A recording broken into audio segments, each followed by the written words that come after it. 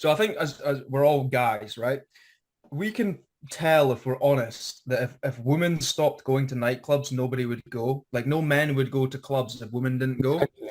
And the Mm. whole way that nightclubs as an industry is profitable is if they turn wives, mothers, daughters, sisters into whores. That's the only way nightclubs are a thing. So as the cost of living's going up and up and up and up, why are things like Cardi B's music still free? Why is pornography still free? Why is net like all these entertainment things? Why are they all still free? But people don't know this, and whenever you mention Sharia law, they just instantly all that pops into their heads are these fake events, like things in September 20 years ago, just these garbage propaganda events, and they go, "You're bad, you're bad." It's like, no, you really have to think about this. It would be perfectly normal for like a 13-year-old girl and a 17-year-old guy to get married and have a family because they couldn't ever imagine that because the people in the West are 25 and they're still children. It's like a blueprint on how to live. And already my life's just fantastic. There's no headache. I can wake up in the morning. I wake up early with the prayers, so I have more time during the day. I'm not engaging in hedonism, so I don't even need as much sleep as I used to because I'm not draining my battery. I genuinely couldn't imagine a life as a young man nowadays, especially in the West, being anything but hell on earth without Islam. Assalamu alaikum, brothers. How you doing? وعليكم عليكم السلام. السلام ورحمة الله وبركاته. How you How are doing? you, Matthew? Very good, very good. I'm glad to be here. I thought it was at 2 o'clock, and then I got your text, so I've rushed Ah, around. But I'm here now, so no, it's great. I'm looking forward to it. Looking forward to it. Thank yeah, you for Alhamdulillah. accepting We this know that invite. you have. By the way, my name is Yusuf, and their name Abdurrahim and Rashid. We are all from Morocco. One of Morocco, from nice, Morocco. nice. I'm actually considering. I'm coming through to Morocco, Oh, really? end of I, July, inshallah. start of August. I'm going to be staying with one of the War Room guys. So when I come through, I'll send. How do you pronounce your name again? Abderrahim? Is that how you pronounce it? Abdurrahim, yes, Abdurrahim. Abderrahim. I will send you a text on Instagram, and when I'm through, we can meet up and go get something to eat or record something. So inshallah. Yeah, Inshallah. yes. So, I saw this on your story that you decided to move to Morocco. Are you planning to move or just for a visit? I'm thinking of moving because I don't like the UK anymore. It's pretty bad. I'm not gonna lie. Like Scotland is where I am just now, and it's a nice place visually, but the people and the culture, it's so bad. And I think Morocco is the closest Muslim nation to Europe. So I'm going to be going for about a month, and then I'm thinking I'm just going to see how it is and see if I'm compatible to stay there. And then I'm going to be looking to acquire land and property. It just depends how things go because I'm making a social media called Dawagram because I got banned on YouTube for saying things like riba is bad and I don't like is exposable to children. So I got banned twice, and I've paid about 90% of all the liquid money I had, and I'm making my own social media now called Dawagram. So once that's up and running and seeing how that goes for the first couple months, if that goes well, then I think I'm gonna, just spend a bunch of money, acquire land and a house in a foreign nation, and I think it's going to be Morocco. Because I've done a lot of speaking about. I was thinking Dubai, but I don't know. I have a bad feeling about Dubai. I don't know what you guys think about this, but I kind of feel like Dubai is how they're going to westernize Muslim countries. When you go to Dubai and now nightclubs are allowed and alcohol's allowed, and I don't understand. You know what I mean? It seems too good to be true. And I think Dubai is how they're going to start bringing in this haram to Muslim countries. So I was thinking Dubai, but I am pretty certain it'll be Morocco now. So, but inshallah, if he wills it. what you said about the clubs and the alcohol also is legal in Morocco. Is it? Yes, Wait, did you say legal or illegal? legal. It's legal. Crazy, isn't it? I don't Yeah, understand how yeah, people, because if you look at clubbing, like if you look at nightclubs, for example, and I say this a lot, so I think as we're all guys, right? We can tell, if we're honest, that if women stopped going to nightclubs, nobody would go. Like no men would go to clubs if women didn't go. Exactly. And the whole way that nightclubs as an industry is profitable is if they turn wives, mothers, daughters, sisters into. That's the only way nightclubs are a thing. Because if the women didn't become and go to nightclubs, men wouldn't go either. So when I'm not lenient with things like nightclubs, I would love to see a caliphate burn them all to the ground. Because again, nightclubs wouldn't exist if these women weren't acting promiscuous and like, it's an industry that only exists if women are turned into. Yeah. I don't like it at all. I'm not lenient with things like that one bit. I would make them illegal everywhere. Yes. Yeah, that's true. But in Morocco, not every city contains nightclubs, and like the big cities, maybe the Agadir. How many? Maybe just one. Yeah, right Just here one, in yes. our city. Mm. Yeah, Yeah. No, just it's more than one. It's more than one. Yes, but it's not But- as common as in other places. It's not common it's always in hidden places, like they are not publicized in the media or anything like that. So it's Yeah, not yeah. prominent here. Yeah, it's terrible in Scotland. So I took my shahada in a mosque in Dundee, which is a place in Scotland. It's a central mosque in Dundee. It was the first one built in Scotland. As soon as you come out the mosque, so say I always get the names picked up. I know what's not Maghrib, the last prayer of the day. What's it called again? I get mixed up with.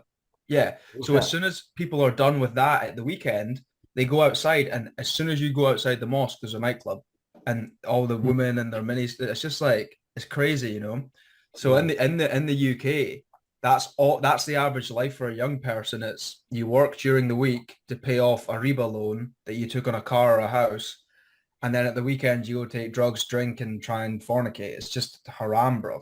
I really and people call me crazy for this, but I really hope Sharia law becomes a thing one day again, because I think that's the only thing that's going to save the West is like a strict Sharia, because like it's so bad out here, man. Like it's terrible. Like the birth rate's nothing. No one has skills. Everyone's degenerate. It's horrifying. I want to get out as quickly as I can, because when like, so in the West, like the cost of living's insane. And like I said, the birth rate's nothing. Everyone hates each other because they're all every woman's had etc. And when that happens, the crime starts to shoot through the roof. And I can see it already. People are going nuts, man. So I want to get out as quickly as I can. So yeah, Morocco, inshallah, around about August time. I will be coming through even if I don't move there permanently. So I'll link up with you when I come through. It'll be interesting. I don't know, man. Like I really can't stay in the UK for much longer because you get taxed 50% as well. And it's just like everyone's kind of losing their mind. So yeah, Morocco. I was thinking Turkey as well, but I'm pretty certain Morocco now. I was going to go Dubai. That's the thing, because the taxes are nothing. And a lot of the war room guys are there, and for networking, it'll be good. But I have a bad feeling about it, like when things are too good to be true, they often are too good to be true. I don't know. I think there's something sinister about Dubai. I can't put my finger on it, but it just seems quite plastic, in my opinion. Like I think it's kind of like Shaitan. You're giving him an inch so he can take a mile. You know what I mean? So yeah, it's a tricky one because I can see this now. And this is kind of what I think my role is going to be, is that, and I know you guys will know this as well, that it seems like there's a lot of efforts nowadays to water down Islam and make people weaker with their deen.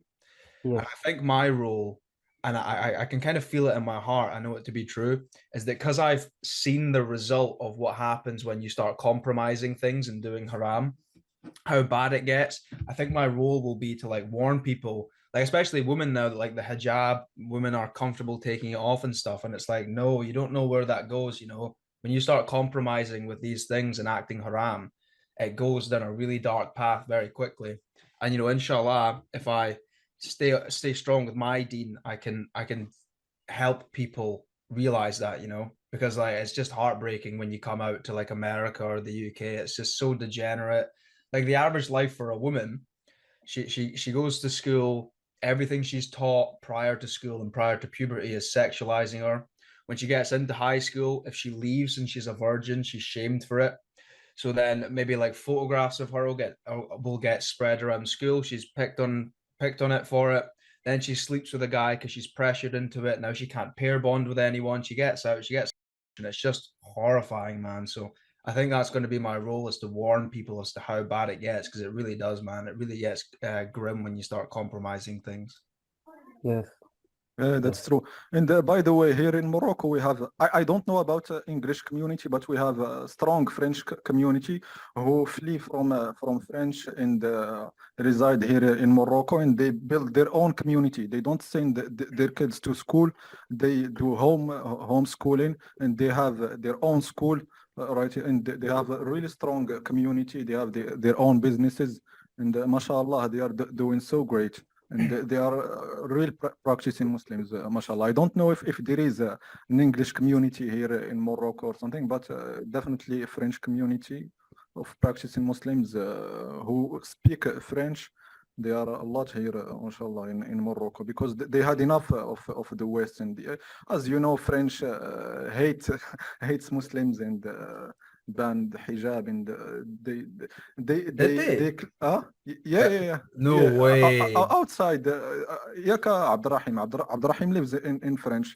Yes. They ban the niqab, yak. Yeah, Niqab. yeah. And That's also, crazy, eh? yeah.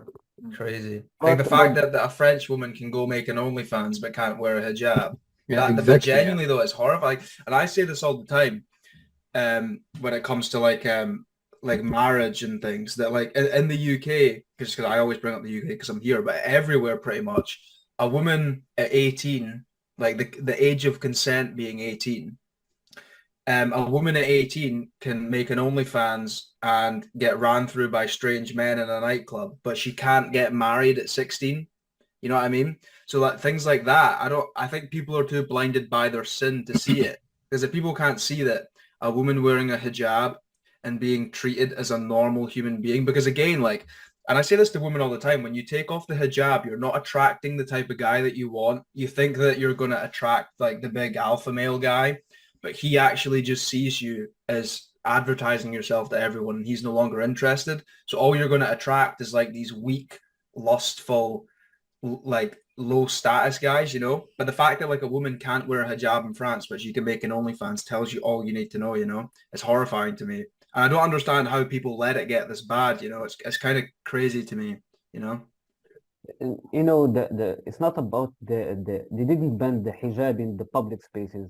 They banned it in work, you know, in workspaces. So if you work in a company, or But something. niqab also Yes, in niqab is banned. Niqab is Yeah. banned. That's Niqab. crazy, isn't it? Crazy, eh? yeah. I don't understand it one bit. Well, I do actually. I think, you know what's interesting, and I think this is why these things come to be, is because I think like I always have a saying, and it's that Shaitan can't make you do anything. He has to make you want it, you know? Like no one can send you to war. No one can he can't strike you with lightning. He has to make you hurt yourself through temptation. And there's an interesting book I'm reading at the moment called A Billion Wicked Thoughts. And it's where they took all the search histories of people, of Christians in America. Because you look at like Christian countries now, their whole financial system is based on riba and usury. The divorce rate's 60%. Is completely legal for young kids to consume. And I think the reason this happens is because the guys actually want it. So for example, I read this book where it took all their search histories, and it's disgusting.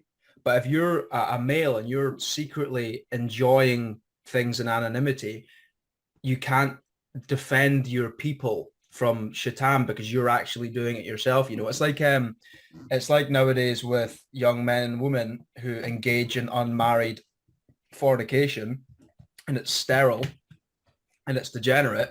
They then can't defend themselves against the LGBT thing because you're in essence just acting the same. So like there's no procreation, there's no marriage between a man and a woman. You're just two sterile people consuming each other for pleasure, you know. So it's very interesting. I don't know where, like, I don't know, man. I genuinely think the only hope is Sharia law, and inshallah, if you stick to your deen strong enough, I think there will be competent enough people to bring that back, you know. Yeah. Yeah, that's true. And by the way, about Sharia law, people, whenever they hear about Sharia law, they only think about capital punishment, you know, stoning to death and all that. And they don't know that just let's for example, stoning to death, you need 4 male practicing witnesses, and it's not just like that. So it is you should for someone to be punished, to be stoned to death. It's like doing it in the streets, not so, because no one is gonna know what you're doing behind your doors, closed doors. So unless you do it in the streets, then you deserve the capital punishment, because I agree. I would 100% agree. And that's what I love about Sharia law, because I've looked into it. Even then with the capital punishment things, I think it's justified, you know? And I always say this. In fact, I'll bring up a couple points. So I don't, you're going to put this on YouTube, yeah? Yeah, Inshallah, So yes. I'll try not say any trigger words to get you. No, No, you it's can okay. you can say you can You'll say edit we're after, gonna yeah? no we're gonna put you know the unedited version on Rumble, and then All the right. edited version on the Yeah, that's perfect. So I would say, and I always say this, I say like the people who own companies that run pornography, right? Which is an industry which can only exist if young women are groomed and trafficked and molested when they're young, because women who haven't experienced that don't want to do it molests children. So if you wanted to molest a child back in the day, you would have to, I don't know how you would do it because I'm obviously not one of them, but now every kid has something in their pocket which molests them prior to puberty. And I always say, if I got my hands on one of the CEOs of these big companies, I'd capital punishment the guy myself. And people will sit there and say, oh, that's crazy, you're a psychopath. And I go, I'll tell you what's psychopathic is if you sign up for the US military and you go over to Afghanistan or Iraq or Iran, or if you look at the Israel-Palestine conflict, you sign up for a military because you want employment and fake fiat currency money, and you go shoot and bomb innocent families overseas because you want employment. That's psychopathic to me. So if you look at the capital punishment thing, like adultery, for example, I think the punishment for adultery is stoning. If you allow adultery into a nation, what happens? So you'll know this because this has happened with the black population in America, where I think 1 out of 4 times the dad stays, like 75% of the time it's a single mom raising the child.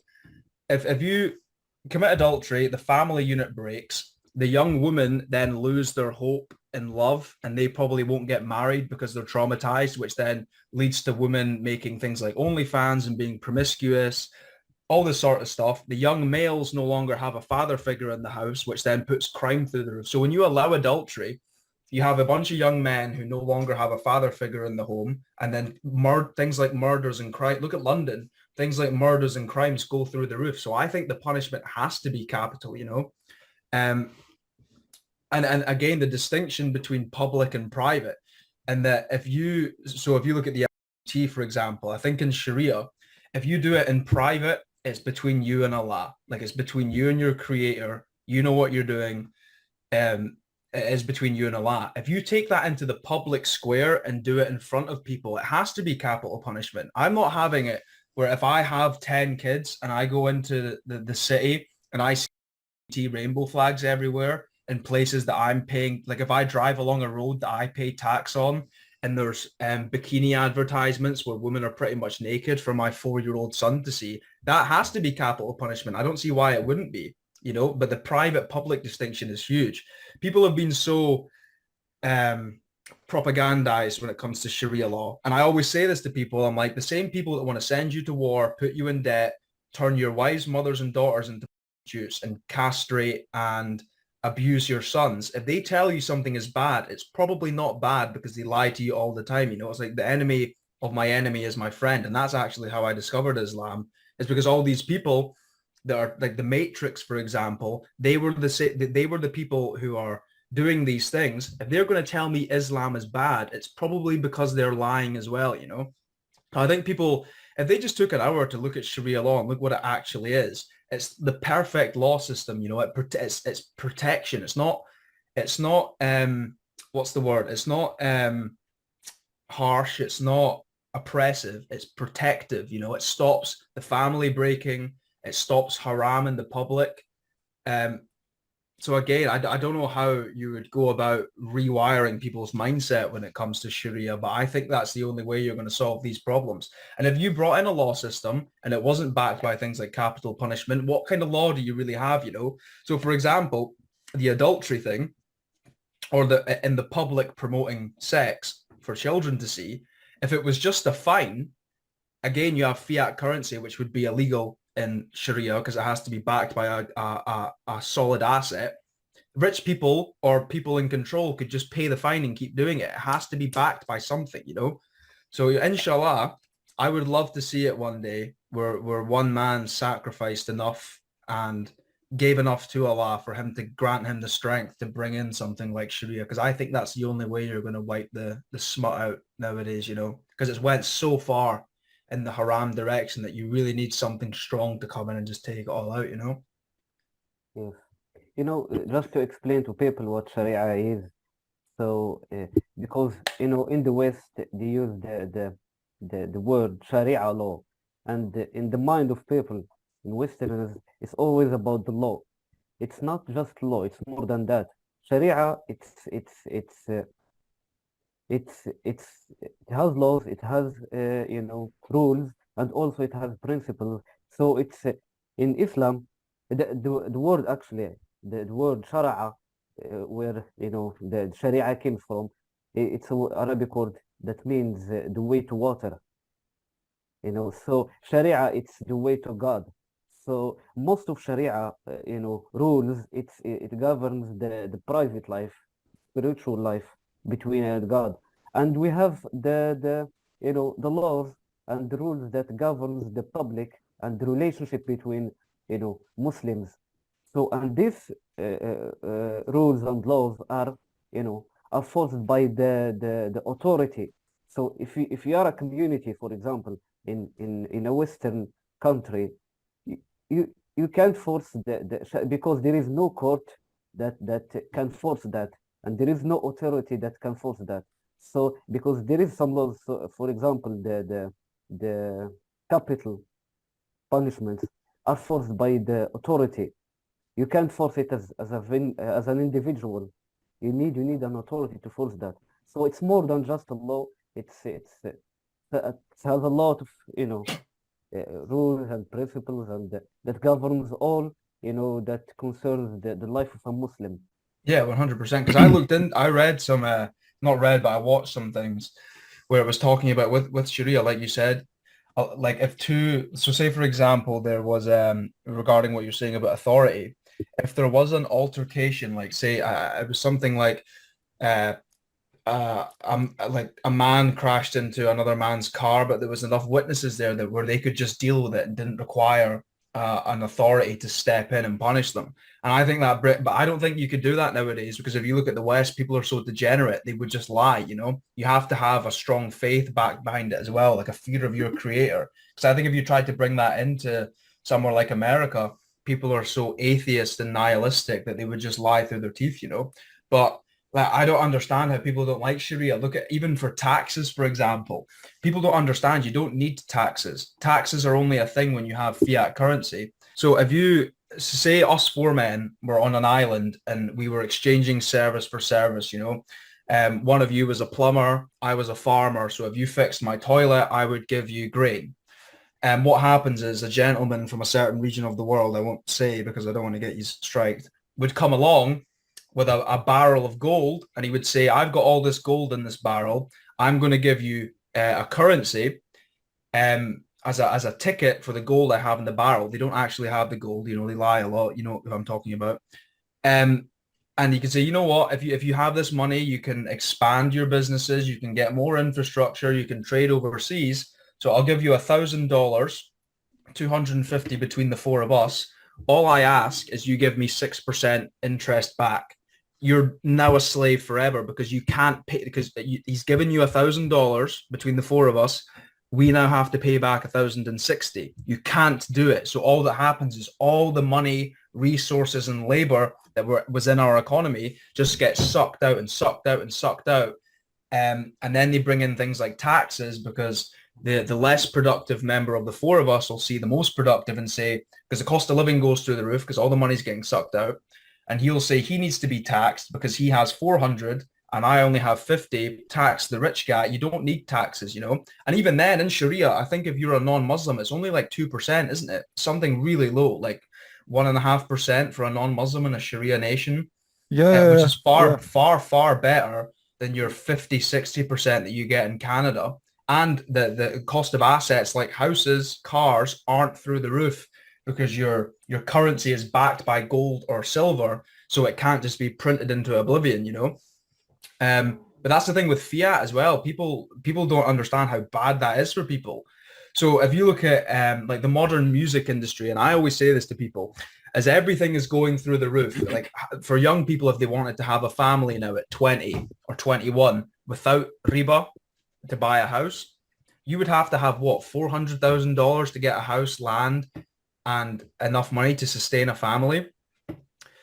So as the cost of living is going up and up and up and up, why are things like Cardi B's music still free? Why is pornography still free? Why is like all these entertainment things, why are they all still free? Because if you have a fiat currency that isn't backed by gold or silver or a hard asset, you can just, if you're the Federal Reserve or a government, you can just print and give it to these industries to keep them afloat.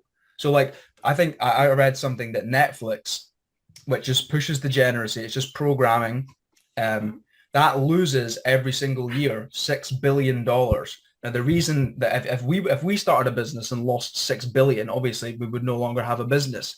But the reason that these things stay afloat is because if you have fiat currency, you can just print 10, give it to Netflix, keep them in business, you know?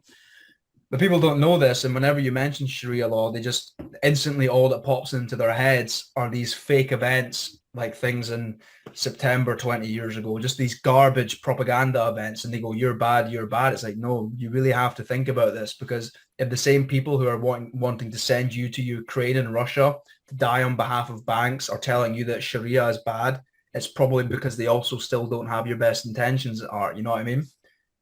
Yeah. So, That's true. Abdurrahim, you want to ask a question, but Yeah, I I have just a want question. to Okay. clarify Go ahead. something. Go ahead. Just for the stoning to death, it's only for married couple. So for non-married Yeah. couple, it's lashes, 100 lashes in public, so that they will be shamed. And also, I just want to say something about the brother John of Tortoise. What's his name? You know him. Yeah. Yeah, Yeah. Tortoise King. Yes, yeah. He said something along the line. He said that Sharia law is man interpretation. When he was with you, it Yeah. includes, but no, that's not true. We have in Islam we have four main rules or principles for the Sharia. There is the Quran, there is the Sunnah of the Prophet sallallahu alaihi wasallam, and there is ijma'. This is the third one. Ijma', it is a consensus of the companions and the scholars of the first three generations. And there is qiyas. Qiyas, it is analogy. Like for example, the Prophet ﷺ did not mention in a hadith, or there is no verse in the Quran which prohibits smoking, for example, or drugs.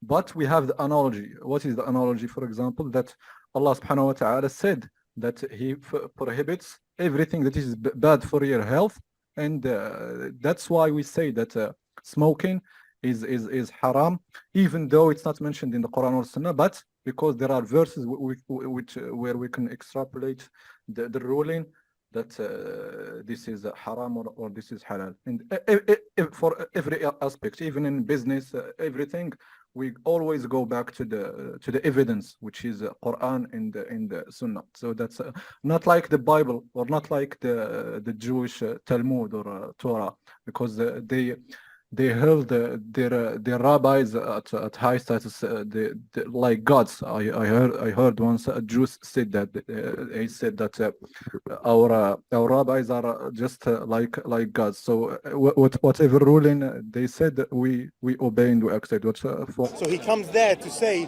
that that good judges they're like divine beings, which means their authority is final. It's saying divine as you have divine authority as judges. judges were given in the Jewish in the olden days, in the back in the temple, the judges were the final say on everything. They were, so to speak, divine beings. Means you couldn't question them. Us in Islam, we don't do that. So that's my clarification.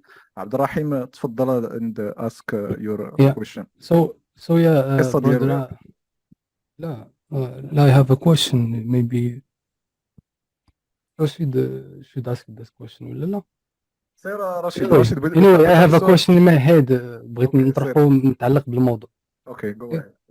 Okay, so as you said, Brother Matthew, the West is going in a really bad way, accepting the many ideologies that contrary the religion and the instinct, the fitra, and maybe this is one of the reasons that made you think about moving out to a Muslim country. So how do you see the future of the West in few next years? Yeah, so that's very interesting for me, and I don't know, to be honest with you, because this way of living can't last, you know. So say in the 60s, when you make, so I think in the 60s in the West is when it kind of changed, because that's when they allowed divorce and they allowed fornication became promoted, drugs and alcohol became promoted, and that's great if you want to. And I liken it to the analogy of and again, Shaitan can't make you do anything. So if a farmer wants to milk his goat, so say a farmer, he has his goats and he wants to milk the goat, you can't just go up to the goat and try milk it, because it'll run away, it'll kick you, the males will be aggressive. So what do? You give the goat feed, and when you give it something it wants, it'll then come to you with its own consent and you can start milking it. And if like feed, I get really interesting with it, because look, Twitter feed, Instagram feed, all these things, right? They give you these things to sedate you and make you weak and docile, so then they can extract from you. So for example, if you wanted to go into America in the 70s and you wanted to kill 100 million people, you couldn't really do that, because if you bombed America, they would bomb you back. You'd have to have loads of soldiers on the ground, loads of people would die, it'd be very expensive. So you can't actively go and kill 100 million people like you could have before. But what can you do? You can give them these feeds. You can give the males, you can give the females a promiscuous nightclub lifestyle. And then before you know it, no one's getting married. No one's having children, because the male brain has been rewired to be sterile. And before you know it, the birth rate's plummeted and plummeted and plummeted. And in 50 years, there's 100 million people that would have been born that haven't. And that is war, bro. I genuinely think it's warfare. But the thing is like, that works for a while, until you get to this stage where there's no workforce, there's nobody is capable of doing anything. Like, all the young guys are feminized and castrated and their brains are messed up. All the young women are clueless. They're just voyeurs for attention on social media. And then before you know it, your industry's collapsed, because you don't have anybody who's competent enough to get up in the morning. Like, look at the rates. Everyone's just popping their clogs. So I don't, because it has to stop. It can't keep going, because again, like I said, everyone just becomes so useless that you can't do anything, you know?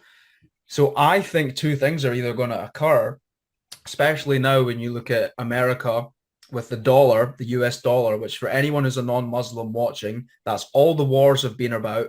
If you look at Gaddafi in Libya, it's because he had a gold-backed currency, which was made, it took Libya from the poorest country in Africa to the richest in like 10 years. That's why the war in Libya occurred. Vietnam was the same. They tried to come off the dollar. Afghanistan, Iraq, Iran, it was all because they didn't want sodomy and they didn't want fiat currency.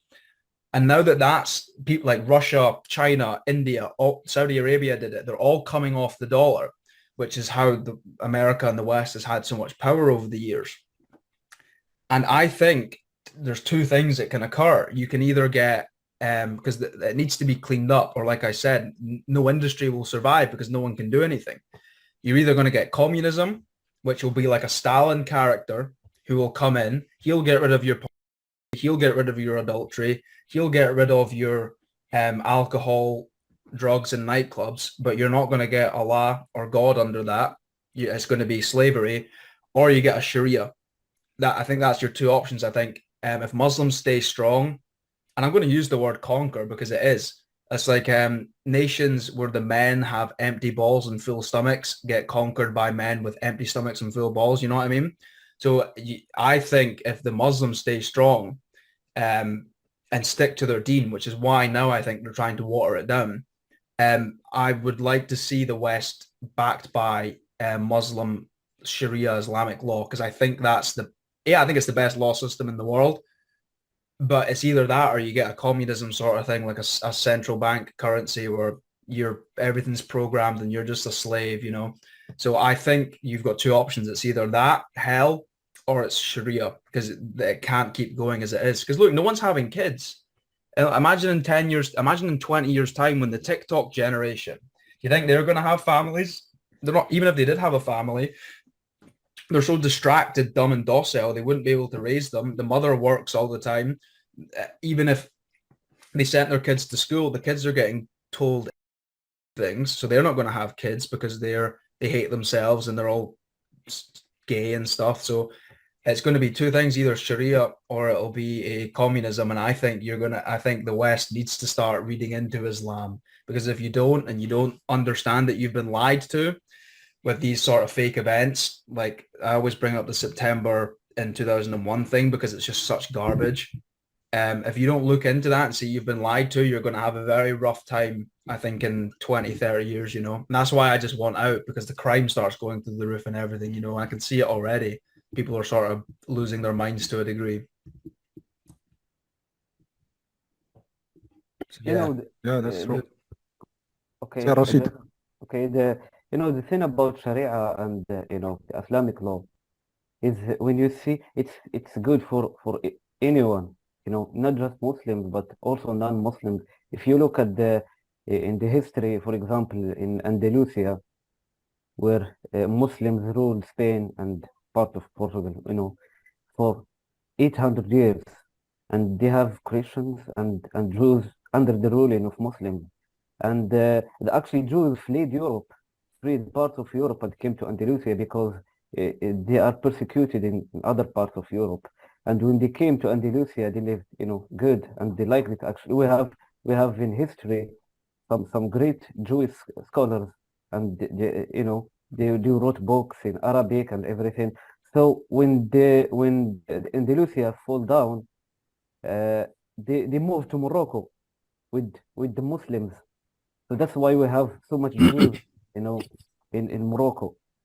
That's why, so Sharia it's not just good for Muslims, it's good for everyone. Yeah, it's good for everyone, eh? It's great. But like even then, I think one of the perks of being a non-Muslim in a Sharia country is you don't have to do things like military service, for example. Like, there's loads of perks. And as well, if people want to, because I think the big problem now, and the one that annoys me with the fiat sort of thing, is that, and unfortunately, because I do well for myself, which is just through my own hard work and stuff, I will be able to have a family next year without riba and still be comfortable. But young people now are so up against the wall, and I know you guys will be able to say just one thing.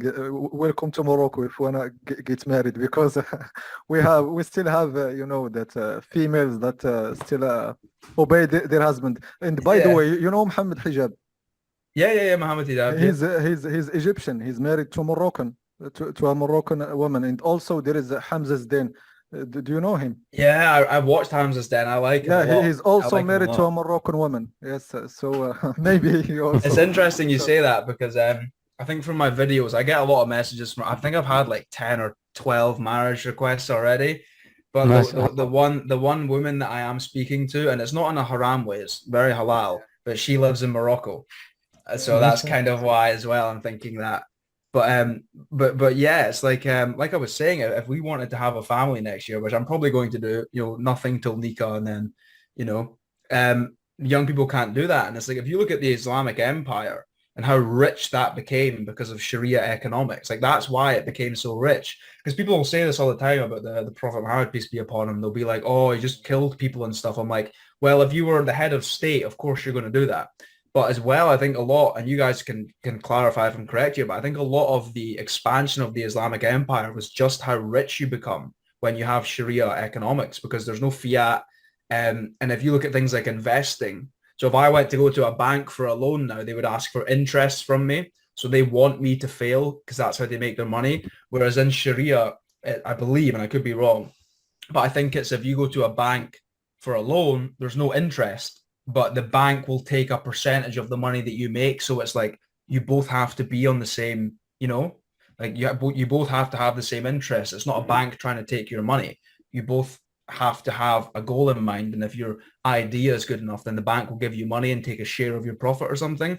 But that again, that's what I said, like in a Sharia nation, you just become so rich because there's no banks sucking all the money out of your economy. So yeah, we'll see how it goes. But I'm glad you pointed that out because I think it was quite alien to me when I spoke to Muslim girls, and I don't really do it much because I genuinely want to be as halal as possible. But the one I'm speaking to now is kind of like alien to me because when I used to speak to Western women, like they're not like Muslim girls are so smart and wise, and they're not like they don't want your validation. They're not revealing. It was very alien to me. I was like, what is going on here? I'm used to these like Instagram OnlyFans girls and things. So yeah, it'd be great when I come through. But that's what I would say for people. Even then on the part of relationships, if you look at the age of consent, I believe in Sharia is the consent to sexual stuff. Is that I think it's post-puberty and marriage. Am I correct? It's you need three things. First of all, puberty, and to be psychologically ready, and also what's the third one, Rashid? I forgot. Astaghfirullah. Maybe these two: physically, mentally, and also the consent of the community, because the age differs from a community to another. And by the way, about this age of consent thing, I just read an article today, and it was I don't know, it was so weird to me. And they say that what the definition of a woman in dictionary, it is the person who reaches the age of puberty. Of course, these days, these last couple of years, they made it 18. I don't know how a person can transfer from 17, 36 4 days. It's so silly. Yes, it is so silly. There was a girl. Do you know there was a girl which is in maybe her name. I have her name here. She got pregnant at the age of 5 and 7 months. So according to they say that if a girl gets pregnant early, or she married like the age of 14 or like 15 or that, she's not gonna live longer. She's gonna die, or she's gonna suffer mental issues. Or do you know she's still alive? She has 93 years old. Yeah, she has a family, and we're not saying that you should get married to that age or anything like that, but it's about the society, the norms of the society, because in the West you can find 20 years old female. She's not ready to get married because she's mentally still a child. 100%. I'm glad. But in Africa, like in a tribe in Nigeria or something like that, you can find a 12 years old.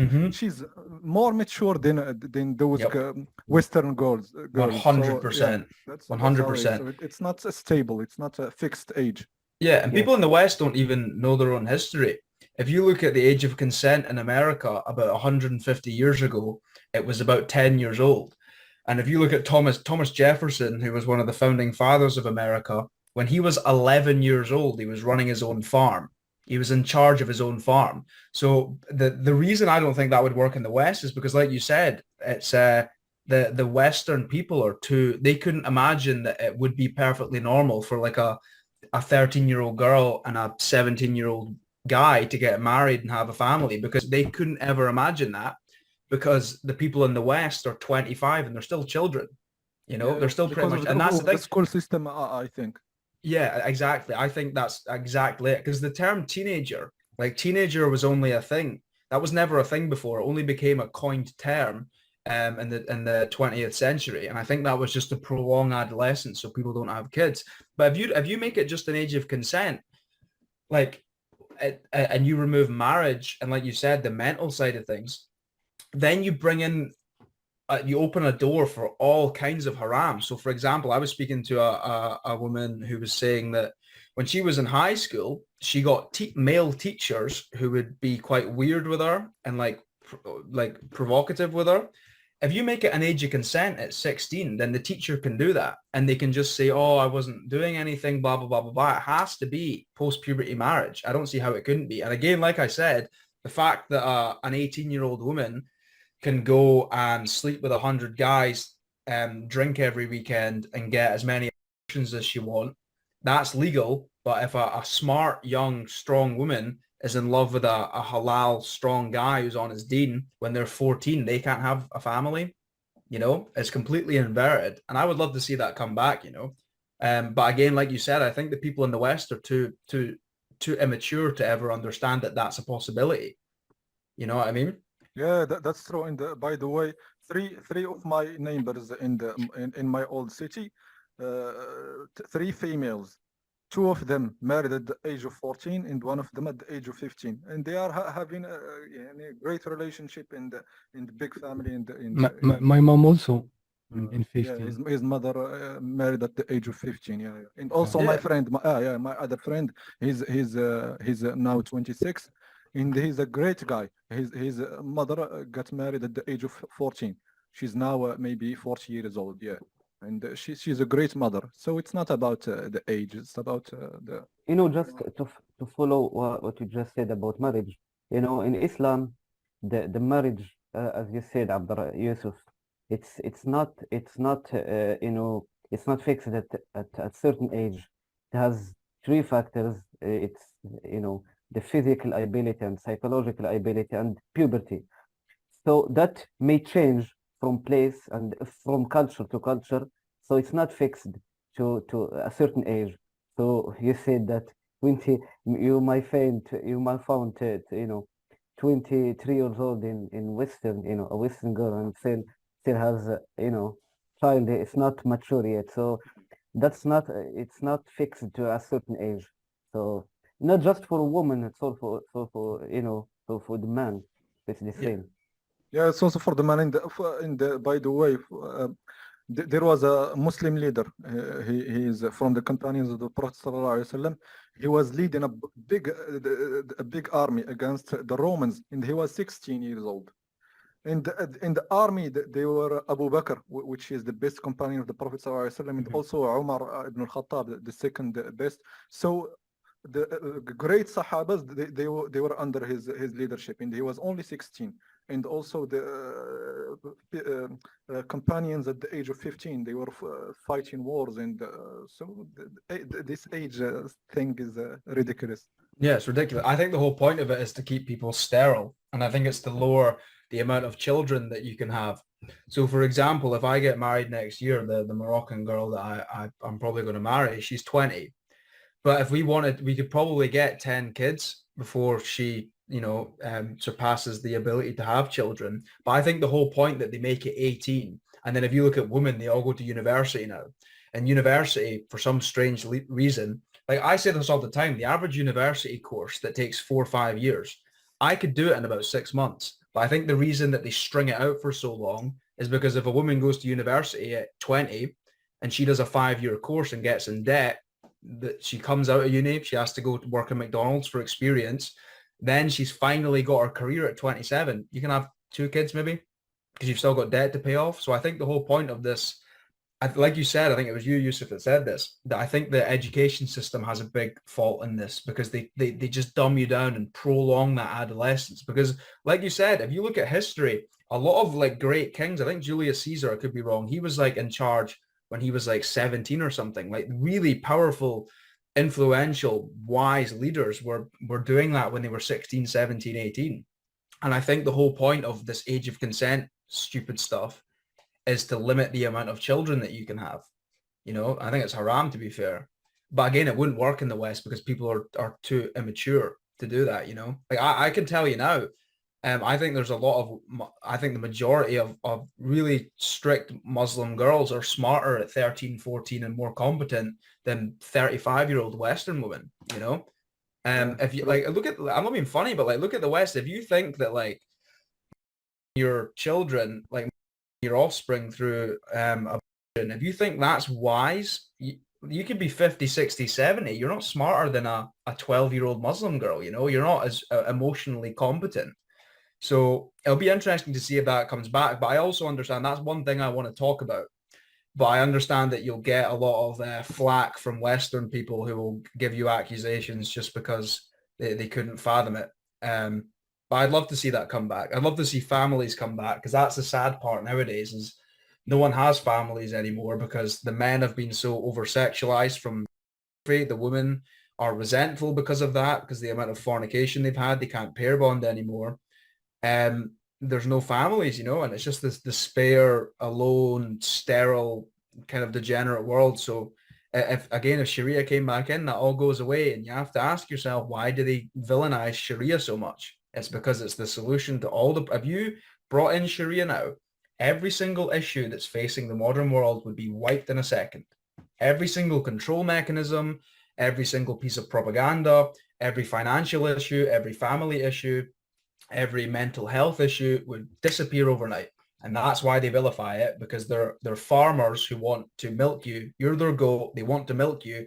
But if you had Sharia, you would be the goat that would kick back and wouldn't let them milk you. So that's why they villainize it. But again, inshallah, I really do think that if you stick to your deen enough and you stick to the Salah prayers firmly enough and you sacrifice enough, I think Allah will grant you the strength and the wisdom to rise up and bring one of these things back in. And I would love to see that one day where it came back, because I think that would be it's like the cure to the cancer, you know, Sharia.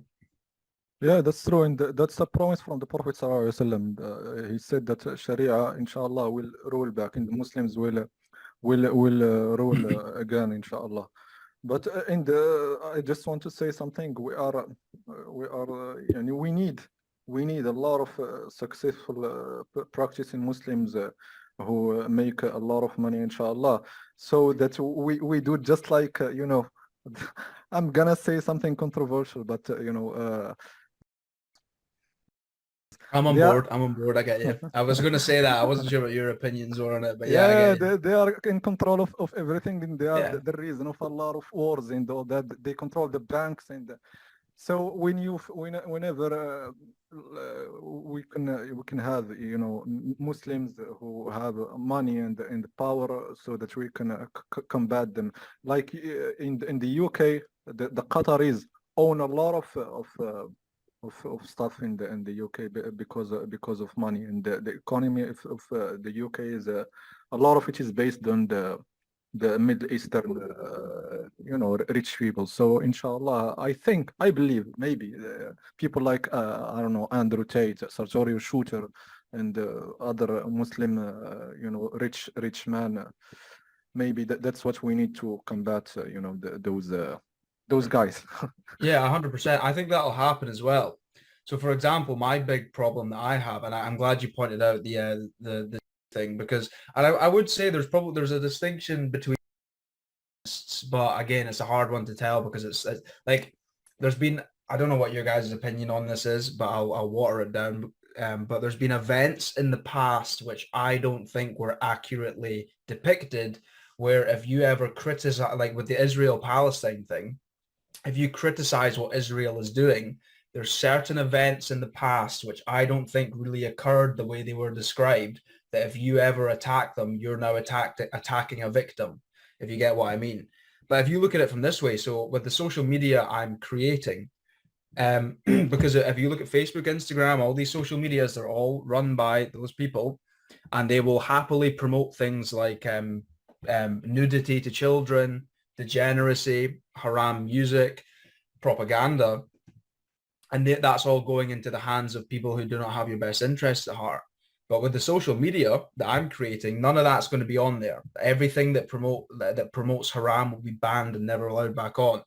If you could get 400 million Muslims off Instagram and Facebook, onto that, where the young guys aren't getting hit by the degeneracy, the young women aren't getting hit by propaganda, and everyone else is doing it, you're going to have a generation of Muslims who, like we said before, the people in the West will say stay dumb and stupid at 25, 30, but young Muslims will, if they're on this platform, which doesn't have haram, they'll be more educated, smarter, the marriage opportunities, everything, that you'll start to see Islam rise again. You know what I mean? And that also, because I'm very well aware, I think it'll make me a very wealthy man, but I don't look at it that way. It's more like I see it as a macro thing, where it's like you're taking money away from these haram institutions and you're bringing it to a Muslim community. You know what I mean?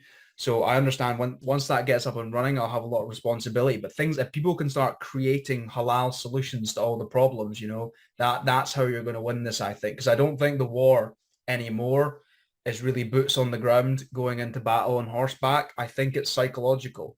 And I think if you can win the war of the mind, that then and Muslims can do that if they stick strong enough to their deen and create solutions. I think, like you said, you could see in 20 years, you have a really strong generation of Muslims who rise above the rest of the world. So yeah, it's a matter of Muslims creating solutions to these problems. And if you do that enough, you can start to pull the money that was sucked out of the Islamic economy and bring it back. And then you have the power to build infrastructure and do all these sorts of things. So, but again, it goes back to the Quran. It's like the only way you're going to do that is if you don't commit haram. You know, that's the only thing that can stop you. And I'm very clear with that with myself. It's like with the internet, I can learn anything I want. I mean, this is how I came to Islam. I wouldn't have known this because I wouldn't have met up with guys in the war room and stuff. I couldn't share what I had to say because I wouldn't have the audience. But with the internet, you can learn, and you can learn anything you want. You can do anything you want. And the only thing that can really stop you is the things that are outlawed in the Quran. So no fornication, no promiscuity, no alcohol, no haram music which corrupts your mind, etc. So if everyone could just stick to that and start building solutions to these things, you would start to see a strong core of Muslims come back again. Because I think as well, I think you're going to see a lot more reverts like myself, and I think that's one thing I want to do is because I think a lot of young guys now have had enough of the life they're being fed, and I think you're going to see there's going to be an opportunity to start, you know, recruiting a lot more reverts. So there's certainly a lot of opportunity going forward. But again, I think it's just if you want the fruits of that, you have to keep going with your deen. So that's what I would say regarding that. I think there's still loads of opportunities going forward, but the Muslims have to stay strong and create solutions, you know. So if you have more time, brother Matthew, because I know you have another podcast with after a few hours with the three Muslims. Yeah. I'm on there tonight. So. How much time you still have, brother Matthew?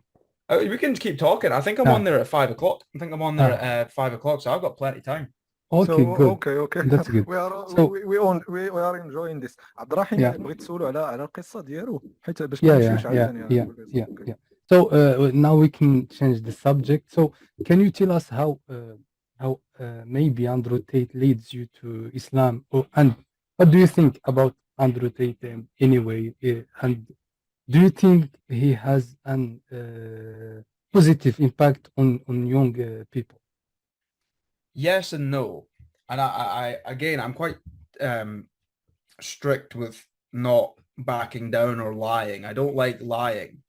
I think that's true. Just I'm sorry for interrupting. If you can link that with how you found out Islam, then you can speak about Andrew Tate. Yeah. Was 100%. he the main reason how you found Islam or not? I wouldn't say so. I think he's an influence, and because I'm in the war room, it's you know, you're obviously impacted by it. How do I word it? I would say so, but I don't think it was as big as people would think. I think because again, like, and I know Andrew's a smart guy, and if he ever heard this, he would know I'm not criticizing him. But like, there's still things like running casinos are not haram in my opinion, and if it was under Sharia law, it would not be a good punishment for that. But there's still things, but none of us are perfect. I've prior to my reversion, I've done a lot of haram just because I didn't know it was haram. But I would say if he can set an example that isn't, how do I word this? I would say he had an impact, but there's still things that I think he might do that are haram, and I don't like that he's publicly advertising it. So photographs where he's smoking cigars, where he's out in like club areas, the casinos thing, I'm not signing off on. I think he has stopped the webcam things. I don't think he's drank alcohol in ages either. So and again, if Andrew has seen this, he would know I'm not criticizing him because I do this to myself. It's like you just critique because he's a high status guy. You'll know what I'm saying when I say this. But yeah, if he can continue just to keep setting an example for young men, then he will have a huge impact. And he did have an impact on me, I would say. But I would just say if Andrew Tate never reverted, I probably still would have found Islam. Because even now, it's only been about, I'll tell you this, I've been reading the Quran since December last year. I got a Quran because I started looking into the Bible and things, and like, it's just, I'm not criticizing, but the New Testament was written by a guy called Paul who just lied and stuff. And like, there's so many translations, etc. And I started reading the Quran end of November and took my Shahada about a month and a half ago. I couldn't imagine a life without Islam now. And I'm not just saying that because it's nice on the ears. I genuinely couldn't imagine a life without Islam because I think it's a fruitless endeavor. So he probably did have an impact on me, and I think he has a platform to really make a difference. And I just, pray, inshallah, that the status doesn't get to his head. And I think he's a strong guy, and he won't. But the status, the woman, all these things doesn't creep back in, because with that platform now, because I see this now, there's a lot of Muslim influencers who have female guests who have their cleavage out and things, and I go, you're not setting an example, So I think if Andrew Tate continues to stay strong with his deen, he has a tremendous potential to shift the culture of the world, And I'm proud of him because he's taken a lot of flack for it. It was a very bold move to make. But again, when you make these bold moves, it inspires the next generation. So I would say he had an impact, but it certainly wasn't just because he did it. Maybe I have to say maybe 10% of the decision was watching him doing it and inspiring me. But I've been reading the Quran for a while. And if you're not lying to yourself and you read the Quran, you just become Muslim, because if you didn't, you would be lying, Like you read the Quran, it's so true. Everything applies nowadays. Like, for example, I can't remember the verse or the verse in the Quran, but I was talking earlier about the relationships between men and women and how it's so degenerate now. And in the Quran, it's like wicked women are for wicked men, righteous women are for righteous men, something along those lines. I don't want to be disrespectful, but everything just goes back to the Quran. It's all there. And when I read that, if I didn't take my Shahada, I would have seen myself as a liar. I can't read the Quran and then say, well, everything in it is true. I'm not going to become Muslim. I would be lying if I didn't. So, but again, like I said, I think Andrew has a really big opportunity to make a difference. And inshallah, I really do hope he stays strong, because like, he's a big, strong guy, famous and rich. There's a lot of temptation from shaitan that will get thrown his way. And I really hope he stays strong with it, because he can make a huge difference. Because again, that's the thing, that the one thing I was worried about with Andrew, and again, if he sees this, he knows I'm not criticizing or lying. It's just I'm an honest guy, and this is what I think. And I'm not critiquing him. It's just people can make mistakes. I've made mistakes. Everyone does it. And I was worried perhaps for a while that what would happen is, so say, for example, with the casinos, if he continued to run them and put the casinos and the money above the deen and setting that example to people, I don't think that would be good. But like you said, like Tim Khan said, because look, casinos, he'll make a lot of money from that, a lot of money, but it's cursed money in my opinion. And if he sacrifices that income and that status for Allah and to set an example for young men, I will have my sword behind his back, and I'll fight to defend him, because I think it could go two ways. If he decided that, oh, well, I could set a good example, but I could also make 100 million a year from casinos. I don't think that would be good. But I think, like you said, if he continues to sacrifice the haram for the greater good, then he will have my sword, and I hope he does that. And I think he will. I think he's being genuine, because like in the war room, the way he speaks has changed. I can confirm he hasn't drank alcohol in ages. He doesn't talk about women the same sort of way he used to. So if he continues down that path, yeah, I'll have his back and defend him. So yeah, again, inshallah, he stays on the path, you know, because it's hard, especially at his level. It's very easy for me to sit in my seat right now and say this because I don't have the same things that he deals with. He'll deal with a lot of temptation, a lot of stress, a lot of responsibility. So I can't criticize him because he's 3 times, 4 times, 5 times the man I am right now. But my observation is if he stays strong with his deen and continues to sacrifice the haram he used to do for the greater good, then he has my sword, you know? Yeah, inshallah, we hope so, inshallah. You know, just to say one thing about, and you can go, Abdurrahim, about underrotate, and this is just a message for the Muslim community. It's about niyyah, and niyyah is the intention of a person, because we see, you know, a lot of Muslims criticizing underrotate, and that's, you know, that's okay. But to say he's not a true Muslim, he's just using Muslims, you know, for support and, you know, for other stuff. I don't know. So, and they say that he just, so in Islam that's haram. You are not allowed to you know, to interpret someone's intentions. So we have husn dhan. Husn dhan is good. It's called it means that Good you assumption. should have a good assumption about a person's intentions. So just, you know, pray for the guy and have husn dhan. That's Inshallah. my message to Muslims. Yeah, that's what I love about Islam as well. It's the intention behind things. And again, I'm not just saying this because it's nice on the ears, but I genuinely believe Allah is watching all the time, man. And he knows what your intentions are. And if people don't see it, he certainly does. And I don't really get this a lot, but I think I've only made like 8 videos on YouTube, 1 million views, 20,000 subscribers in a couple of weeks. And I've had a few comments of people saying the same about me, even though I'm not selling anything to anyone, that they're saying you're using Islam for your own benefit. You're using Muslims. You're like a wolf in sheep's clothing to try and take advantage of them. And I love the fact, because I know obviously I'm not doing that. Like I've been banned twice already. Like if I was trying to do that, I would water down my message and sell merch. You know what I mean?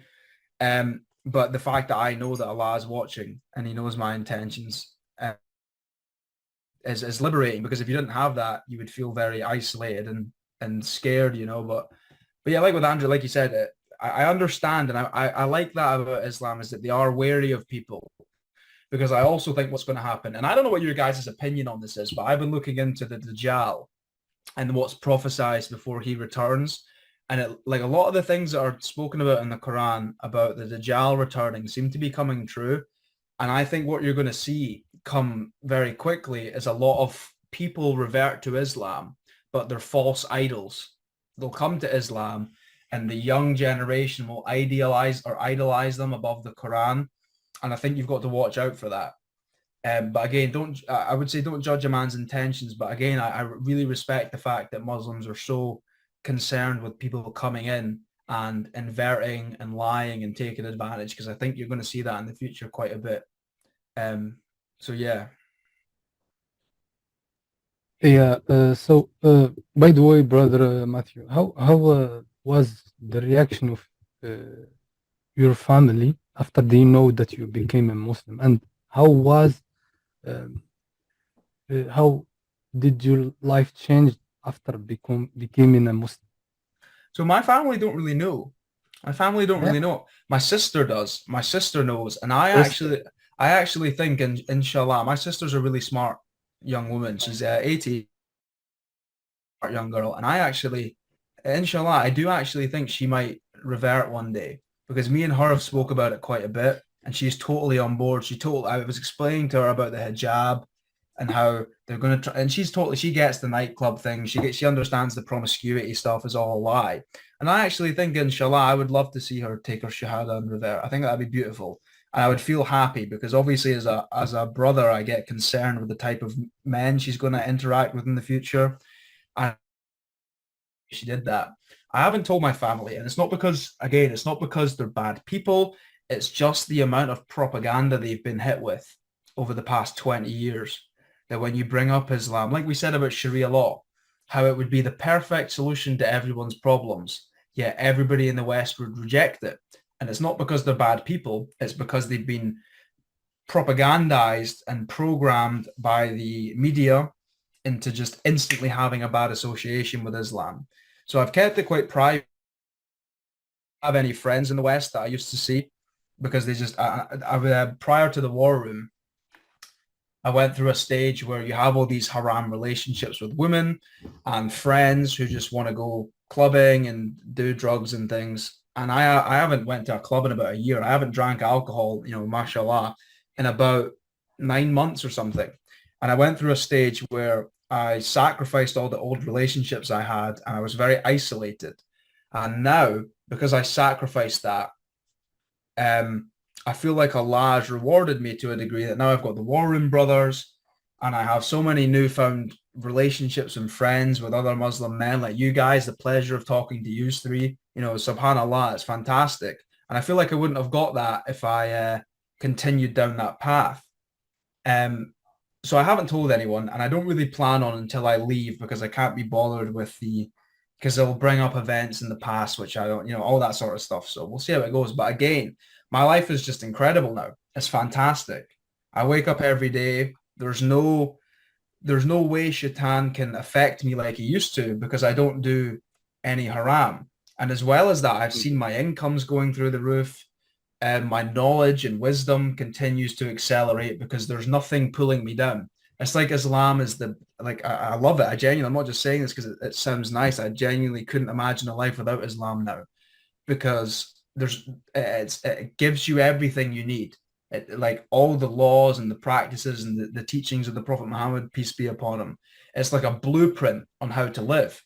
And already my life's just fantastic. You know, there's no headache. I can wake up in the morning. I wake up early with the prayers, so I have more time during the day. I'm not engaging in hedonism, so I don't even need as much sleep as I used to because I'm not draining my battery. So it's, you know, subhanallah, it's fantastic, brothers. Like, it's genuinely fantastic. And I'm really grateful that I took the Shahada and reverted because I genuinely couldn't imagine a life as a young man nowadays, especially in the West, being anything but hell on earth without Islam, you know? So it's been fantastic. But with regards to telling people, I'm going to wait till I'm in Morocco. So if I start getting text messages about the propaganda, I can just put my phone on airplane mode and enjoy myself, you know. So we'll see how it goes. But I think, again, like I said, the truth always comes out in the end, you know. And I think people will really start to see. And I think this is one thing that Andrew Tate did, which really opened people's eyes. There's probably millions of people that had a bad view of Islam. And then Andrew Tate reverted. And they started looking into it and they realize it's not what you've been told, you know? So I think as time goes on, these people will start to realize the truth. And when that time comes, I'll be happy to share with people. But, you know, at the same time, my videos and stuff are getting a lot of views. So you never know, someone might watch them and tell people around me. But again, it's I'm just taking things slow, you know? MashaAllah, brother. May Allah make you steadfast and may Allah guide your beloved ones to the right path. Yeah, Inshallah. I'd love to see my sister take her Shahada. I would really love that. Inshallah. And again, I'm always in her ear about it. Again, it's like, this is what I thought when I reverted.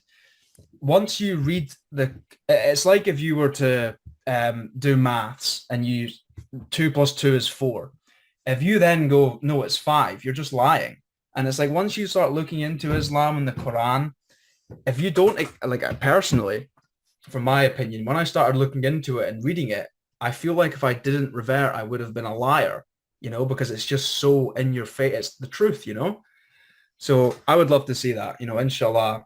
And if I can set a good enough example, I think that's the way you're going to get people to revert, because I don't think you can just tell people. You have to be the example. And if you stick to your deen, you're going to be smarter, wiser, stronger, have better relationships. Your income will be higher. You'll be a more moral person. And I think if I can stick to that, I think, you know, my sister and other family members will see, whoa, where did this all come from? And then you can explain to them, look, it's Islam. So yeah, I'd love to see it, but it's all if Allah wills it, you know. Yeah, inshallah, brother. I just about the intention. I just want to share a hadith with you and with all the Muslims watching, inshallah. It's a beautiful hadith. Okay, I'm gonna translate it because I didn't find the English translation, but it says that a man passed by the Prophet sallallahu alaihi wasallam, peace be upon him, and the companions. They were all sitting in a gathering, and that man was you know, he was going to work, and he was I don't know what's the word. He was looking like he got a lot of power in strength. And they said to the Prophet ﷺ, if only this was in the sake of Allah, because they understood that the sake of Allah is when you go to war and the stuff.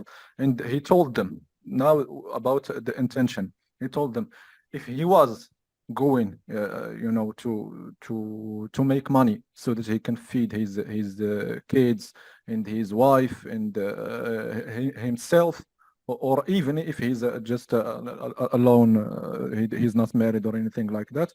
He's just going out to work to make money so that he can.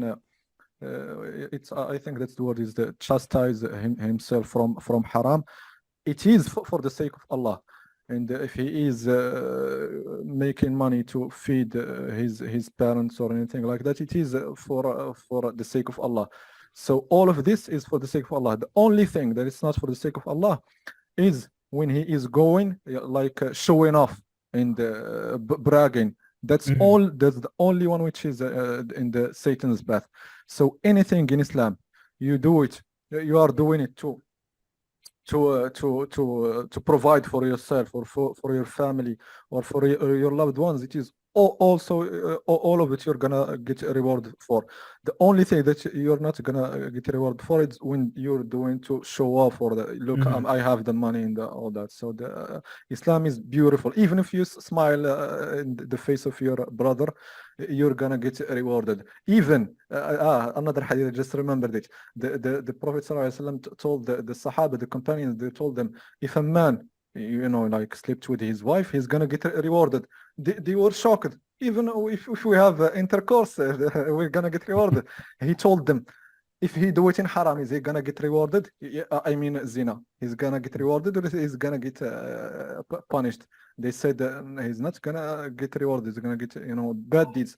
So I said the opposite is good deeds. So subhanallah, Islam, everything you're gonna get a reward for it, except for if you are doing it for bragging and showing off for shaitan. That's the beauty of Islam. Yeah, 100%. Oh, sorry. Go ahead, Abdul. No. Are you sure? No, go ahead. Yeah. So like I was going to say, with regards to like bragging and things, because it's interesting. So now in terms of my life, right? I don't drink. I don't go out. There's no haram woman I text. I don't scroll on TikTok. I do all the things I don't do anything that's haram. So I've replaced that time with, I obviously go to the gym and I can go for walks and things, but I kind of just sit and work all day because there's no temptation. And now like I've got a book that's getting published. I'm launching a course for men to quit. The social media is getting launched and everything. And it's like when you start practicing Islam, everything just starts taking off because you don't have any. It's like the weights that were stopping you from flying have been cut off, you know. And I think that's the way to go, because I have a saying, and something I've kind of realized is that I don't think, and you guys will know this as well, that a lot of people think that a happy life now is a successful one in terms of materialism. And I completely disagree, because I think shaitan, the challenge of life, nothing changes. The only thing that changes is the face that shaitan presents himself with. So for example, if me 2 years ago, when I was like a loser, blah, blah, blah, blah, if I was a lustful guy, the temptation would have been, because I didn't have any women in my life, the gluttony or the laziness would have been scrolling on your phone all day. The bad circle of friends in the haram relationships would have been your friends who wanted to go drink alcohol and take drugs, for example. When you sacrifice that, what you typically see, and this is what I'm seeing now, is that you replace the bad things with good. And because I'm in the war room and I have all this access to information, you can end up making a lot of solutions to problems and a lot of money. But when you reap the rewards of your sacrifice, those temptations never go away. So the lustful aspect of things, when you become like a man with money and status and to a degree like fame, I guess, the lustful side of things goes from when you're young to zina relationships with women who want to take your time, money, and attention. The gluttony, or not gluttony, but the indulgence goes from scrolling on your phone on TikTok all day to, like you said, driving around in a supercar trying to impress people. And if you do that for long enough, your business gets ignored. The haram relationships goes from friends who want to go out drinking and doing drugs all the time. It goes to you're on a billionaire's boat with haram people who are doing mountains of certain types of drugs. So nothing, the shaitan, that he never goes away. He just changes the face that he presents himself, in my opinion. And it's like if you do well, but then you start giving into you don't want to work anymore and you want to brag and show off your new cars. If you want to engage in zina relationships with women now that you have a bit of money and a bit of notoriety, if you want to sit on a billionaire's boat and engage in haram things, the things that you were rewarded with will get taken away from you again just as quickly, you know?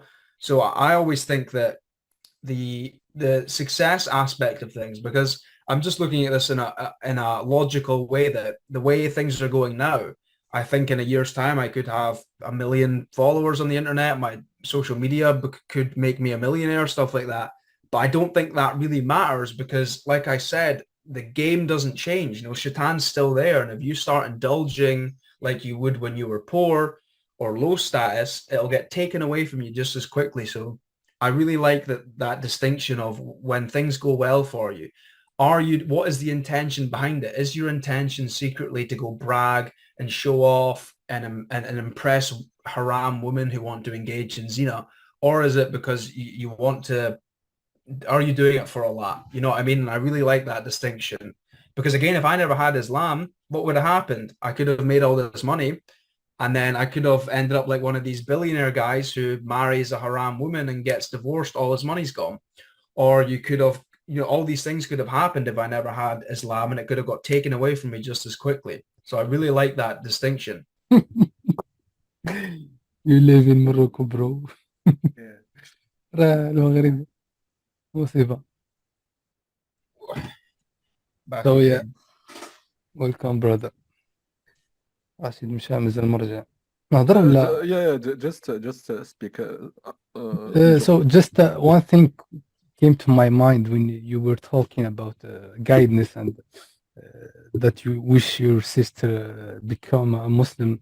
Now, brother Matthew, mashallah, you found a beautiful thing, which is Islam, and you wish all your beloved people, your beloved ones, once came to Islam and we saw this in your videos, mashallah, and the Muslim community are so happy to see, mashallah, smart and strong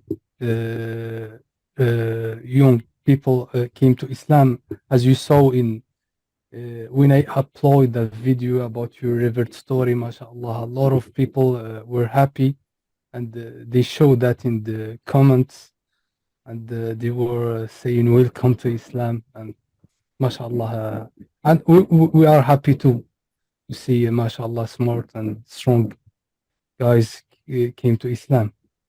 Yeah, 100%, man. I yeah, it's good because I also think as well, I think I've been kind of, I don't know, I'm not saying this to be arrogant, I'm just being observatory.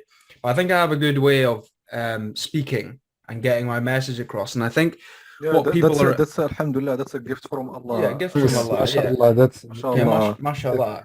We hope that Allah increase it more and you become... Inshallah. Ameen ya Rabbi. Yeah, 100%. And I think that's what people are enjoying is because I've not reverted and just done it for the sake of doing it. I can explain everything as to why I'm doing it.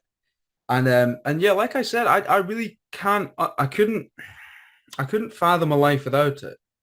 I really couldn't fathom a life without it because I just think like anything that you do that isn't Islamic is worse. So with regards to family, you're never going to find a way that keeps the family as beautiful and happy and marriages are loving as you will Islam. You're not going to find a way of living that keeps you as happy and fruitful and joyous as you do Islam. You're not going to find a brotherhood, for example, as you. I'll be honest. It's funny because when I go through my comment section, and I don't mean to be disrespectful when I say this, but like when I go through my comment section, everybody with an Arabic name is saying, because I remember I posted a video and I didn't know that you're not allowed to do this, but after my reversion, I posted a video talking about shaitan and how I think he can only tempt you, etc. And it was about if you can control what goes in your eyes, comes out your mouth and goes in your ears, you protect yourself from shaitan. But I swore quite a lot. And I would swear when I mentioned the Prophet Muhammad in the same sentence. And I didn't really know that. I didn't think that that was bad. It never crossed my mind. But even then, all the Muslim brothers in the comments, they weren't attacking. They weren't aggressive. They were just explaining, look, don't do that. I understand you're just new, etc. But it's all been very welcoming, you know, and I haven't done it since. Like, I don't think I've swore once this episode. But it's funny, when I go through my comment section, everybody with an Islamic name is so grateful and peaceful and nice, and they want to help you when you make an error.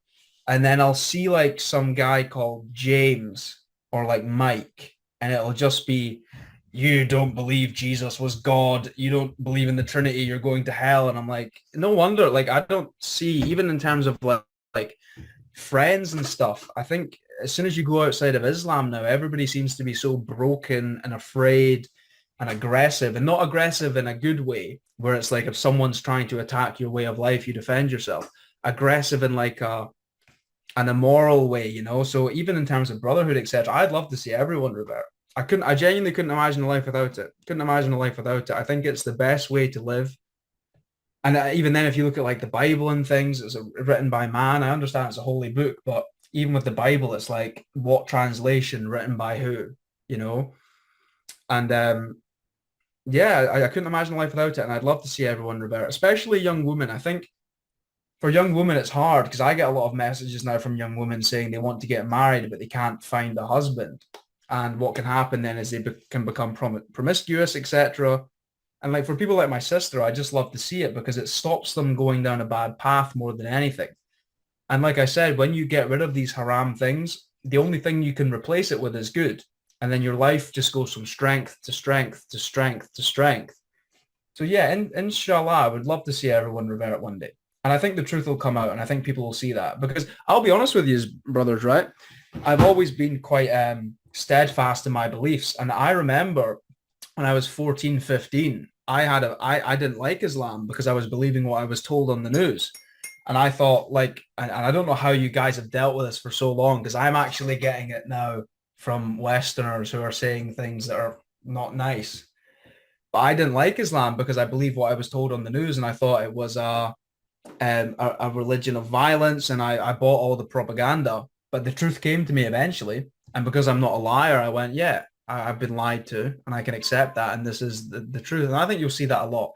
I think people who don't like Islam nowadays, the truth always comes out in the end, you know. And I think you'll see a lot more reversions in the future because especially as things get hard, when things are going well, people can lie and get away with it. But when things are getting hard like they are now, if you lie, it can be very detrimental, you know. And I like I said, I think the truth will come out eventually, and then you'll see a lot more reversions, inshallah. So yeah, that's true, inshallah. Just Rashid, you want to ask a question? Just I want to just say something about when you spoke about the corruption of the Bible and the corruption of. We believe that those scriptures were corrupt. First of all, because they were never meant to be for all humankind. But they were meant to be just for the people of the Prophet. Like Jesus said, I was only sent to the lost sheep of the house of Israel. But also another thing, another important thing, the Jews and the Christians, after Jesus and after Moses, and also at the time they were persecuted, they were minority. So there is no way that they can preserve their scriptures because the Roman Empire was in charge. So they played with the scriptures, not like the Muslim. The Muslim, they were always in charge, and they were in power in the time of the Prophet sallallahu alaihi wasallam, in the time of the companions, the four guided khulafa, caliphate, Abu Bakr and Umar and Uthman and Ali. And so that's why there was no possibility for the corruption of the scripture of the Muslims. And also we have the really strong system of preservation, which is a chain of narration, and we know the names of the companions and their biography, not like the Christians and the Jews. They don't even have the oral transmission, or what they call it, a chain of narration. But we as Muslims, we have what we call hadith mutawatir, which a lot of people, tens and hundreds, narrate the same hadiths with the exact wordings, and also the preservation of the Quran. So how can you believe a book which is not preserved? When you ask them, 100%. prove to me that that your Christianity is. They tell you, I saw Jesus in a dream. I have this personal experience. That's shaitan, my friend. That's not Jesus. 100%. Yes. So It's interesting, you can't prove your book. Just a random guy, Paul, he saw Jesus when he was going to Damascus. You're crazy, gonna believe it. You know that the Bible in the Torah, if we can compare them to the weak hadith, or the fabricated hadith. The fabricated hadith has a strong narration, chain of narration than the Bible and the Torah. The fabricated hadith, which is not accepted at all. So, I don't know, it's a big subject, but yeah, 100%. So this is one thing, I've done a lot of research into this, so I just pull these out here. I have a King James Bible I used to read. But again, like you said about Rome and the narration and how these scriptures have been corrupted, I also went and bought all the Apocrypha from the Bible, which are the banned books by the churches. So these were the Gospel of Thomas, Matthew, all these things. I have loads of them. I've got the books of Enoch, Adam and Eve. All these books that are banned from the Bible. Who banned them? It was the church. And if you look at like the Bible, the one that everyone goes to is the King James one. Well, if he was one of the most sinful kings of all time, and he wrote a Bible, and no one questions that. Bestiality and homosexuality. Yeah, exactly. It's crazy. And it's like, what translation of the Bible? What Bible containing which books which are in it or not? If you look at the New Testament, and I'm glad you pointed that out, because it actually doesn't infuriate me, but it kind of makes me quite depressed as to how silly people can be. So Jesus said there would be no more apostles. Jesus, peace be upon him, said there would be no more apostles. And then Paul was a 4'6", which is already sets alarm bells off in my head, right?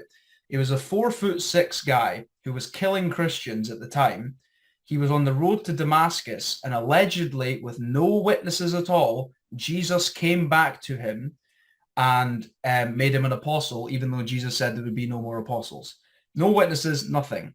And then Paul, just this random guy, rewrote all of Jesus's teachings. He wrote 80% of the New Testament, right? This is just a guy who said that Jesus came back to him when he probably didn't. I can't judge his character, but Jesus said there would be no more apostles, and then Paul comes out of the ether. And no one looks into this. If you look at the Bible, the word Christianity is not mentioned once. The word Bible is not mentioned once. The Trinity is not mentioned once. The Trinity is, in my opinion, the dumbest thing on the planet. And Jesus as well. Jesus spoke in Aramaic. And if you translate the word God in Aramaic, it means Allah. And if you look at how he prayed, his head was on the ground when he prayed. I think he did Ramadan as well, because I looked into that. I can't give the dialogue behind it because I can't remember it quite completely. But yeah, with the Bible and things, they haven't preserved it at all. Like if King James can write a Bible, then why can't I? Because I would say I'm a less sinful guy than King James, you know? So it's but this is the thing, like, look at Christian nations. They haven't preserved anything, not even just their scriptures. Their whole societies are based on sin. Like usury is one of the deadly sins in the Bible. And I know in the Quran, it says something along the lines of, he who takes riba is waging war with Allah. And if you look at America and all these places, their entire financial system is based on usury and riba. So they haven't preserved anything. And that's not an attack on Christians, because again, like, I think if you follow the teachings of Christ, peace be upon him, you're going to have an amazing life. And I get into it a lot. Like, I don't think he was crucified either. That's one of the things that I came to Islam for, because what I think you're doing then, and I don't want to say anything too controversial, but if you're saying that Jesus is God, even though, like, Jesus can't pray to himself and sit at the right-hand side of himself, it's all dumb.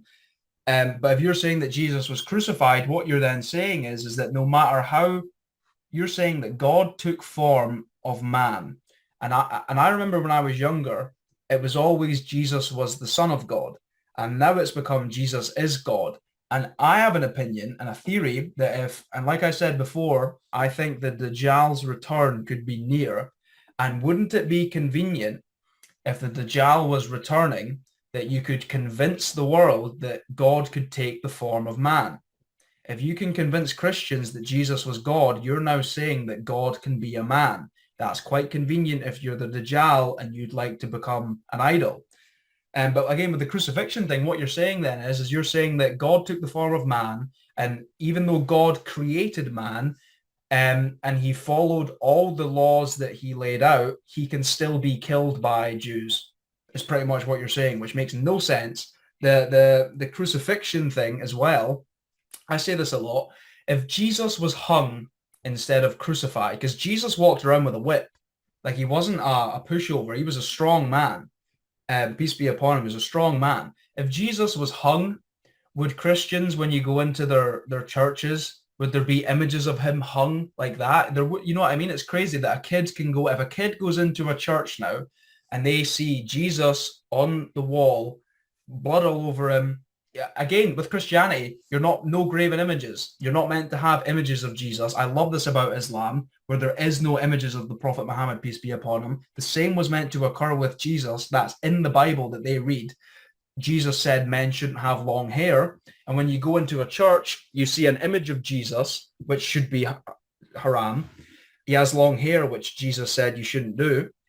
And when a kid goes into a church and he goes, "Dad, who is that man hanging from the cross?" And the dad goes, "That guy there who's dead, that's God." What do you think that does to a kid's head? You know, that's not good for anyone. You go to the Vatican as well and things like that. I don't want to go on a tirade, but this is, like, Christianity did kind of annoy me. And it's not people who follow Christ, it's the interpretation of the churches.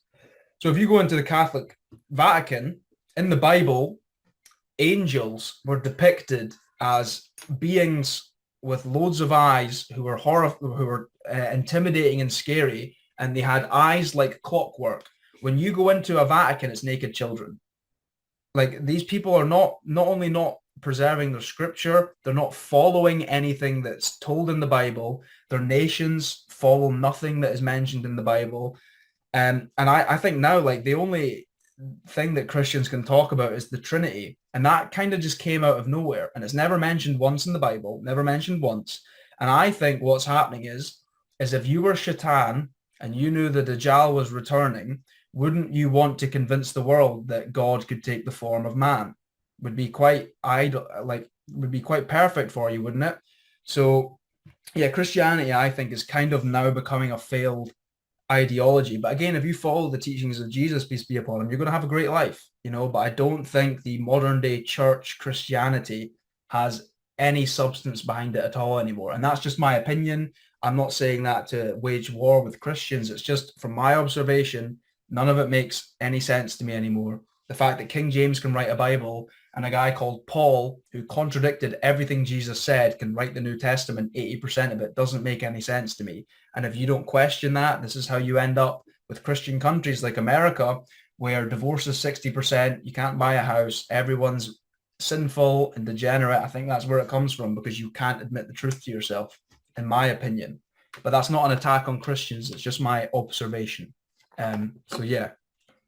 You know what you said earlier about regarding changes that happened in Christianity and Judaism, is, as Muslims, we believe that all prophets from Adam to Muhammad, peace be upon them all, have the same, the same belief system. كلية عقيدة. It's the same. Believe in God, believe in prophets, believe in hereafter and angels and so on. So, but we have some shariaa, كلهم شرائع, some changes in the for example legislations. legislations that are specific to some time. For example, in the time of Moses, there is some legislations that are specific to his time, and there is some legislations that are not specific, are it's the same. For example, we have the zina. The zina, adultery is prohibited in Judaism, in Christianity, and Islam. It's the same.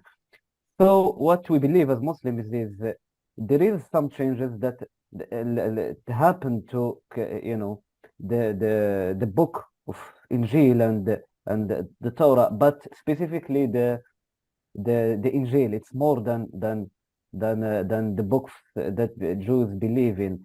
So because if you read the Torah, and you will find a lot of similarities and between the Torah and the Quran, but not like the Injil. Injil have some similarities, but not as the same as the Torah and Talmud and so on. So I just want to talk about earlier we talked about the Jews and how they control in the the financial system. So and the Israel and the Jews. So there is a difference as Muslims, because we are as Muslims we believe that the Jews and Christians, we call them the people of the book. So we are in the Quran, God said to us that do good to them, and they are closest to us than other other religions, of course. But when it comes to Zionism and Judaism, not all Jews are Zionists. So and actually you found some influential Jews around the world that are against Israel, like Noam Chomsky, who is an American. We have in Morocco like Ibrahim Serfati. He was a Moroccan, and he was Jewish Moroccan, and he was against Israel. So, and the point that they control the financial system, which is true. As Muslims, not all Muslims, but some Arabs have a lot of money. So if they want to have some, impact as as some Jews have in the world, they will if they want. But I don't know. Their priorities maybe. Yeah, it's an interesting one, eh? Because I don't want to say anything too controversial, but the way I understand, if you want to, so like you were saying, that the Zionists own everything, like every single haram institution that you can name on the planet comes out of Israel pretty much. And I understand that if you're a victim, you can do no wrong. So it's like if you find a way to be perceived as a victim, you can't be criticized, because then you're now criticizing the victim. And I am, how do I word this without being too controversial? But I think I know what you're talking about. Yeah, you know what I'm talking about, and I've looked into that quite a lot. In Germany. Yes, and I looked into that quite a lot, and none of it made any sense to me. And if you translate the word, so the word for that event, the HC one, that translates to burnt offering. So it translates to offering to who? And what I've seen since then is that, and again, I've looked into this. This isn't just me making a claim with no research. You can edit this out. I'll say it, but Okay. to look at, because again, this is how the Zionists get away with it. Because if you point out the fact that they're the ones behind the usury, the agenda, all of the hormones that facilitate the transitioning of children from boy to girl or girl to boy come from a company called Teva Pharmaceuticals, which are out of Israel. You can't boycott them because in America it's illegal now to boycott Israeli nations, I think. And the reason that they get away with that is because if you point this fact out, you're now the person who's attacking the victim, as people perceive. So, but again, I don't think these things, I think Allah wins in the end, and I think eventually the truth will come out. But for now, I think there may be a weird period of time where these things just are and there's no counteraction to it. But again, like we said, these people, they end up destroying themselves. You know, like Shaitan hates his workers more than anyone else. Like the people that Shaitan uses, they think that Shaitan likes them. He doesn't. He hates you. That's why he rebelled, because he won't bow down to you. So these people end up self-imploding themselves anyway. Like all these sort of Zionists, they're not having children. They're not building anything fruitful. And like we said at the start of this episode regarding the West, when you have an entire nation who are docile, weak, and dumb, your Ponzi scheme burns to the ground eventually because no one's there to sustain it, because everyone's like depressed, miserable, and can't work. So it'll crumble in the end, and I think it'll be to their own demise. They'll do it to themselves. But for a period of time, it's just a matter of staying strong. Because I don't like what the Zionists are doing to the world. I don't like the fact that if I have sons, as soon as they have access to the internet, they have access to the most disgusting things that you could possibly imagine. That certainly annoys me. But that won't last forever, because it can't. But for now, it's a tricky situation to navigate through, because if you criticize them, you get attacked for attacking a victim. So it's a weird one. I don't really know what the solution is. I think it's just stay strong with your deen. It might be a hard time for the next 10, 15 years, but I think eventually the truth will win in the end and things will go back to normal, in my opinion. You know, one of the manifestation of what you said now, that if you attack them, you attack the victim, is what we're trying to do in the media, for example, in America, in the West in general. They trying to equalize between anti-Israel or the Zionism with anti-Semite. If you criticize Israel, or you are anti-Israel or anti-Zionist, you are anti-Semite, you know. So that's stupid. Yes. And Semite just means an Arab person. Semite doesn't even mean Jew. It just means an Arab person. Semite is like it's not It includes Israel. the three, I think, three languages: Hebrew and Arabic and Aramaic. No? Yeah. So it doesn't even mean you're Rashid. anti-Jew. It just Isn't that means true? it's Yeah. a spell. So if you criticize Arabs, you are word. also anti-Semite. It's Exactly. anti-Semite, but just for the Jews, this word is only exclusive for the Jews. You know, Arabs, you can mock them, you can mock their religion, you can mock their prophets. Nobody cares. But if you mock the Jews, you are racist, and you are. Yeah. Not even mocking, just stating facts. If you state a fact, because then because of the certain event, which is, in my opinion, it's all fake. As soon as you criticize the fact that they're enslaving people with riba and usury, you're now the person who's trying to put them in a camp and turn them into soap.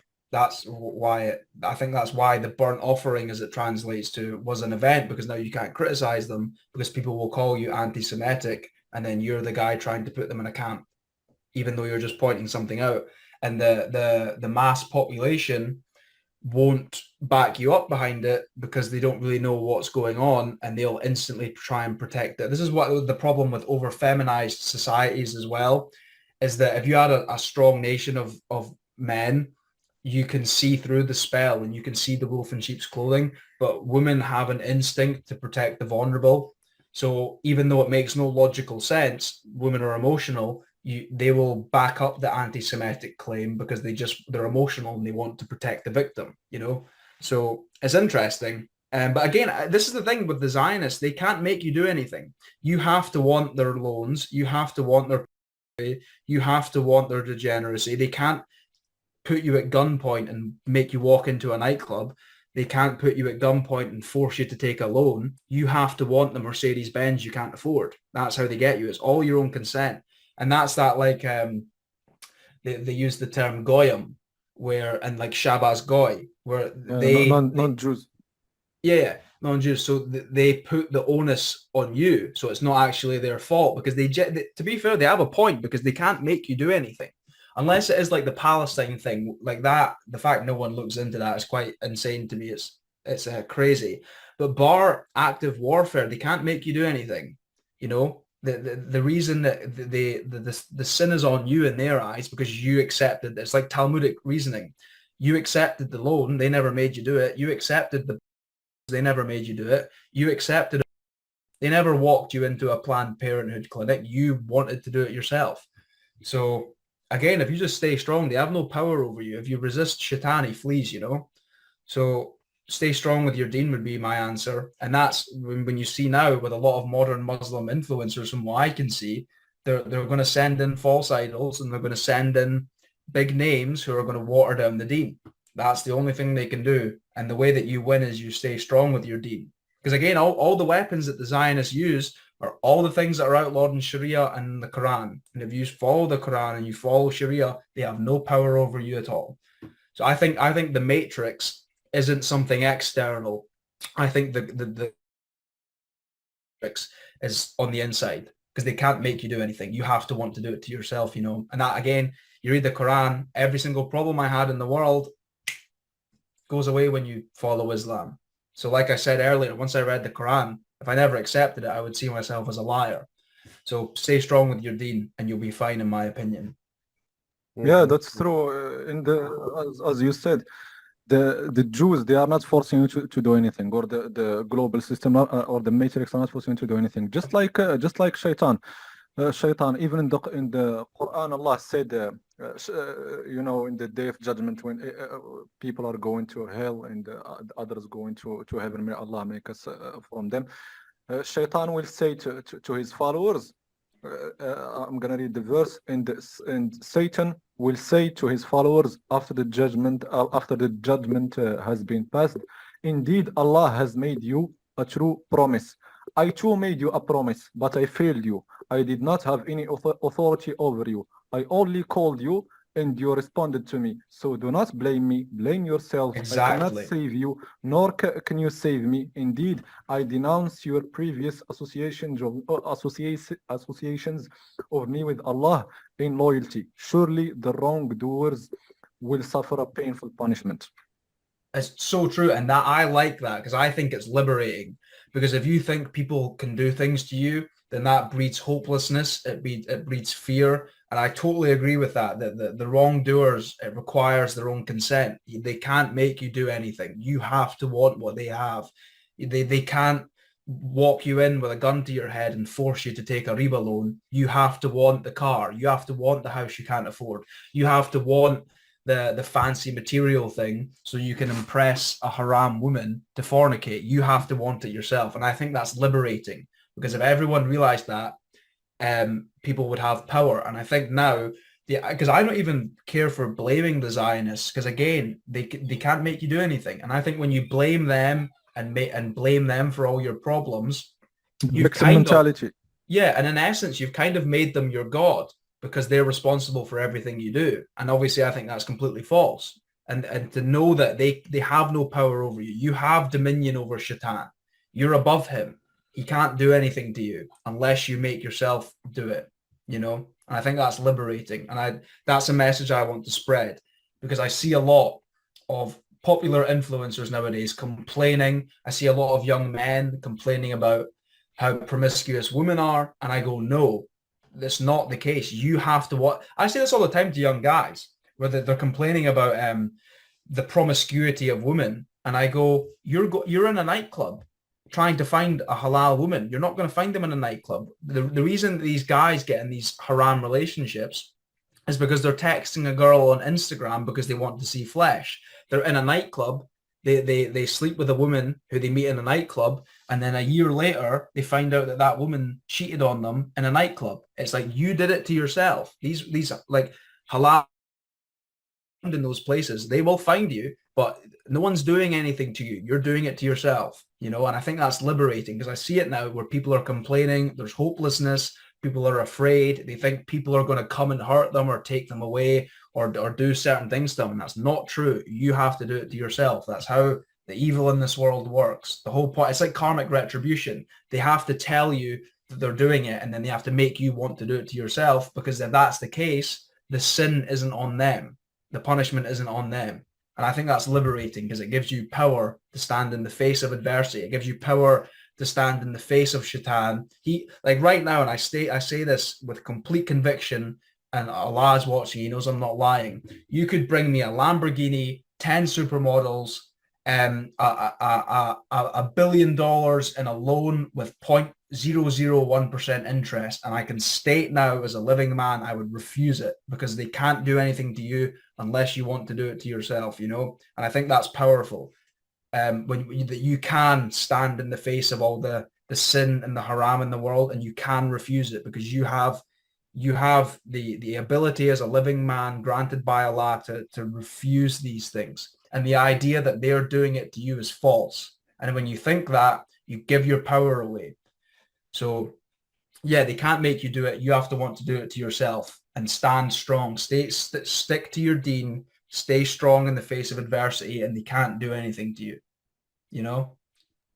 Yeah, that's true. I just want to share another verse on this topic. Allah subhanahu wa ta'ala said that Allah would never change a people's state of favor until they change their own state of faith, which means that Allah here saying, like, what happened to Muslims in Andalusia when they were kicked out and they were, destroyed and all that? Not because the Christians were strong or anything like that. No, because Muslims, they start following their desires, and they start not practicing Islam as they should do.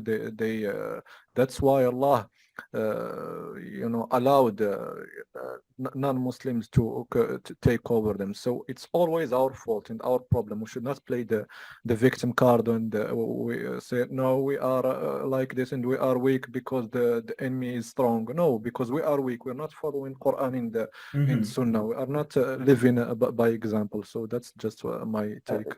Go ahead. Just to follow what Yusuf said, as Muslims, we believe that there is nawamis, means laws that God created in the universe.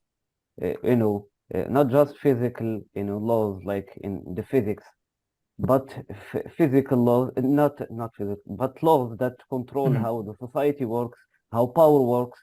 So it doesn't matter if you are a Muslim, Jewish, anything, any human being that follows a certain law. You'll gain the power. For example, if there is, you follow the laws to gain power. So because there is some Muslims that, yes, I'm Muslim. Why there is so many Muslims around the world that persecuted so they think that just because you're Muslim, you have a good life. There is certain aspect to that, which is spiritual life. But when it comes to the laws, that how society works and how power works and everything, you need to do your work. You need to do the work to achieve 100%. that. I totally agree. I'm going to paraphrase here because I don't know the story off by heart, just because of how much time I've had. But I read a hadith, and it was when the Mongols came to Baghdad. I know you'll know about this, when the Islamic Empire became so rich and they became so docile and weak because of the sin that they'd allowed themselves to commit. And it was said that when the Mongols came to Baghdad, that one Mongolian woman, I think, I could be wrong, this is what I remember, that one Mongolian woman could walk into a house of Muslim men and kill them all with no backlash. And it was said that the Muslims had golden plates to eat, and the Mongols said, why do you have a golden plate? You could have had 50 men with spears at the door and things. And it's like, this is what we said earlier about money. When I said this earlier, I was like, it doesn't matter how materially successful you become, and I say this because I mean it. I'm not saying it to be a wolf in sheep's clothing or just because it's nice on the ears. I genuinely believe it, that like I said, you go from to haram zina woman because now you're a high status male.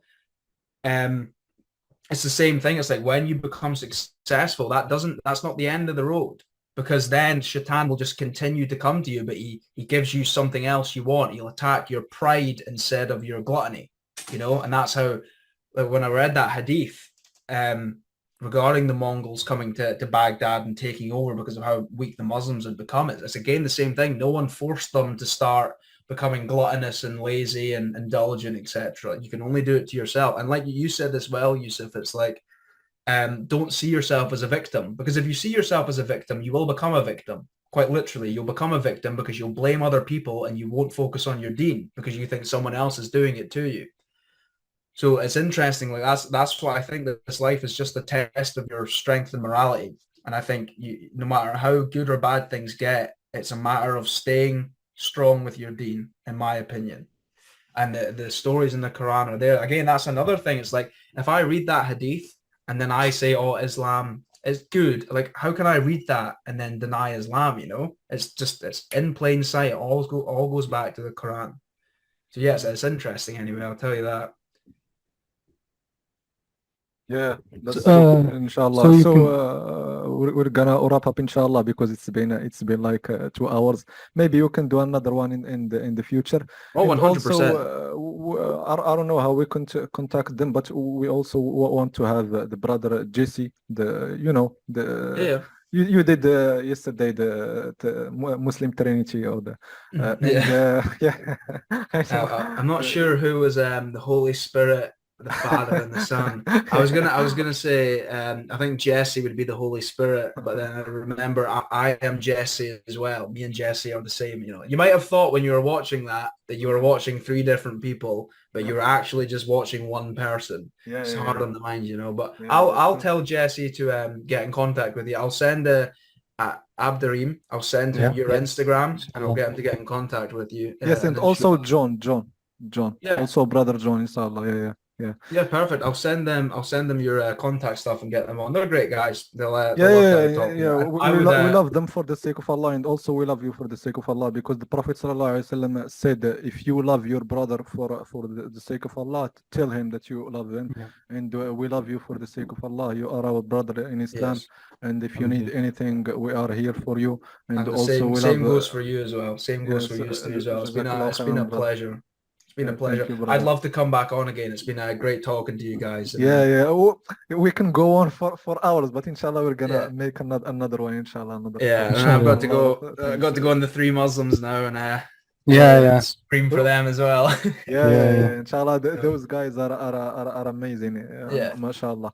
So Abdurrahim maybe is gonna say you want to ask the last question or what? Yeah, it's the last question, inshallah. Just I want from you, inshallah, to give an advice to the young Muslims, inshallah. What's your advice, inshallah? To the young Muslims. So I would say, in my opinion, is that if you can be how do I say this? So I think now there's a lot of misguidance among the world, and I certainly was misguided prior to finding Islam. And if you want to help people get onto the right path, you can't. So like the Prophet Muhammad, peace be upon him, he showed people the way. But if he was a guy who didn't follow his deen and he was gluttonous, lazy, etc., he could say the word of Allah, but no one would believe him because he wasn't following it himself. So I think if you can be the best possible example that you can be, and because I don't think you can tell people to change. I think you have to be the example or an inspiration for them, or you have to actively give them advice, etc. So I think if you can be as strong in your practices, as strong in your faith, and as strong in your deen as possible, and be an example for the young people who are kind of lost sheep at the moment, and guide them to the right path, that's what I would say. Stay strong, like we said. No one can make you do anything. You have to do it to yourself, and be as good an example as you can be. And I always say this because I think I'm probably going to garner quite a lot of responsibility and quite a big following over the next few months. And I always say I would never want to be a leader, but I just want to be a good example. And when you're a good enough example for long enough, you end up with people following you and you become a leader. So if you can be as good and as strong a Muslim as you can be, you'll inspire the non-Muslims to take the right path. And you can only do that through your own actions, So that would be my advice for the young ones. Yeah, Jazakallah khairan. I also want you to give an advice, because we're here in Morocco. We have something in the trending in these days, because some Muslims, weak Muslims, they think that the West is heaven on earth. There is a hashtag right here. Some actresses, they launch it, which is they want to legal zina. They are going against the Quran because they want to make inheritance equal. So what is your message? Because they think this is liberating and gonna make Morocco great. And can you send a message to them and to their followers? I can. I'll do it concisely. When they give you freedom, what are you free to do? All the things that they will give you that they call freedom are things you could do in a 6-foot jail cell. You're not free to express your religion. You're not free to live a life without haram, but you're free to fornicate. You can do that in a jail cell. You're free to get, you can do that in a jail cell. All the things that they use as freedom are things they could do that you could do in a 6-foot incarceration cell. It's a wolf in sheep's clothing. Watch out for that. When they give you this freedom thing, what are you free to do? You're not free to live a clean, righteous, fruitful life. You're free to enslave yourself. That's what you're free to do. All these haram things that they want to make normal, you could do it in a jail cell, and that will become your life if you start doing them. Because if you start taking your life will become like you're incarcerated, because you'll have such a dark internal world that your entire existence around you will become dark. So when they use this freedom thing, like the hijab, right? So with the hijab freedom thing, they say take off the hijab, you'll be free. Free to do what? Free to be a piece of meat for lustful men. That's the freedom that you're granted. The true freedom would be your ability to be seen in public but not be lustfully looked at. That's freedom, because then you have freedom to express yourself, you have freedom to travel, you have freedom to do things. What these freedoms you could do if you were a prisoner, and they're trying to make you a prisoner. Again, like we said, they cannot make you a slave. They have to make you want it. So they will use the term freedom so you think it's good, so then you do it to yourself. Watch out for it, because it's completely haram. And I can tell you this for a fact, and I will never cuck on this. I will take jail for, and I know this is maybe a bit hyperbolic of me saying it, but I will take prosecution, jail, abuse for this. As a guy who's lived in the West, you have no idea how dark it gets when you start accepting these things. You're free to murder your offspring, but you're not free to buy a house without riba. Work it out. Infuriates me. Watch out for that, because these are not freedoms. They're methods of enslaving you. You could do them in a jail cell. Watch out would be my advice for that, because it gets bad. I'll tell you that, it gets bad. As a guy who has had his boots on the ground in the West, it gets very dark, and they can't make you do it. They have to make you want to do it to yourself. Jazakallah khairan, brother Matthew. We can see you next time, inshallah. Yeah, inshallah. I look forward to speaking to you again. It was a pleasure speaking to you, and like I said, I love you both. I love you all under Allah. You are great brothers, and yeah, mashallah, it's fantastic that I can speak to guys like you now instead of the guys in the West, because as men, you are way higher caliber than what's out here in the UK, in Europe, in America. You are great guys, and I look forward to speaking to you again. And inshallah, that'll happen. Inshallah. Jazakallah khairan. Inshallah. Jazakallah khairan, brother, and we'll meet inshallah here, and also we hope inshallah that Allah We'll see you in Morocco, inshallah. Yeah. I'll see you all in Morocco. inshallah, Don't worry. I'll send you a message on Instagram when I'm coming through. It should be around about end of July, start of August, inshallah. It just depends how the social media goes. Once that's up and running, I'll be touring a bit. So yeah, take care, brothers. I'll speak to you all soon. Yes, inshallah. Assalamu alaikum, brother. Assalamu alaikum. Take care. Salam. Take care, guys.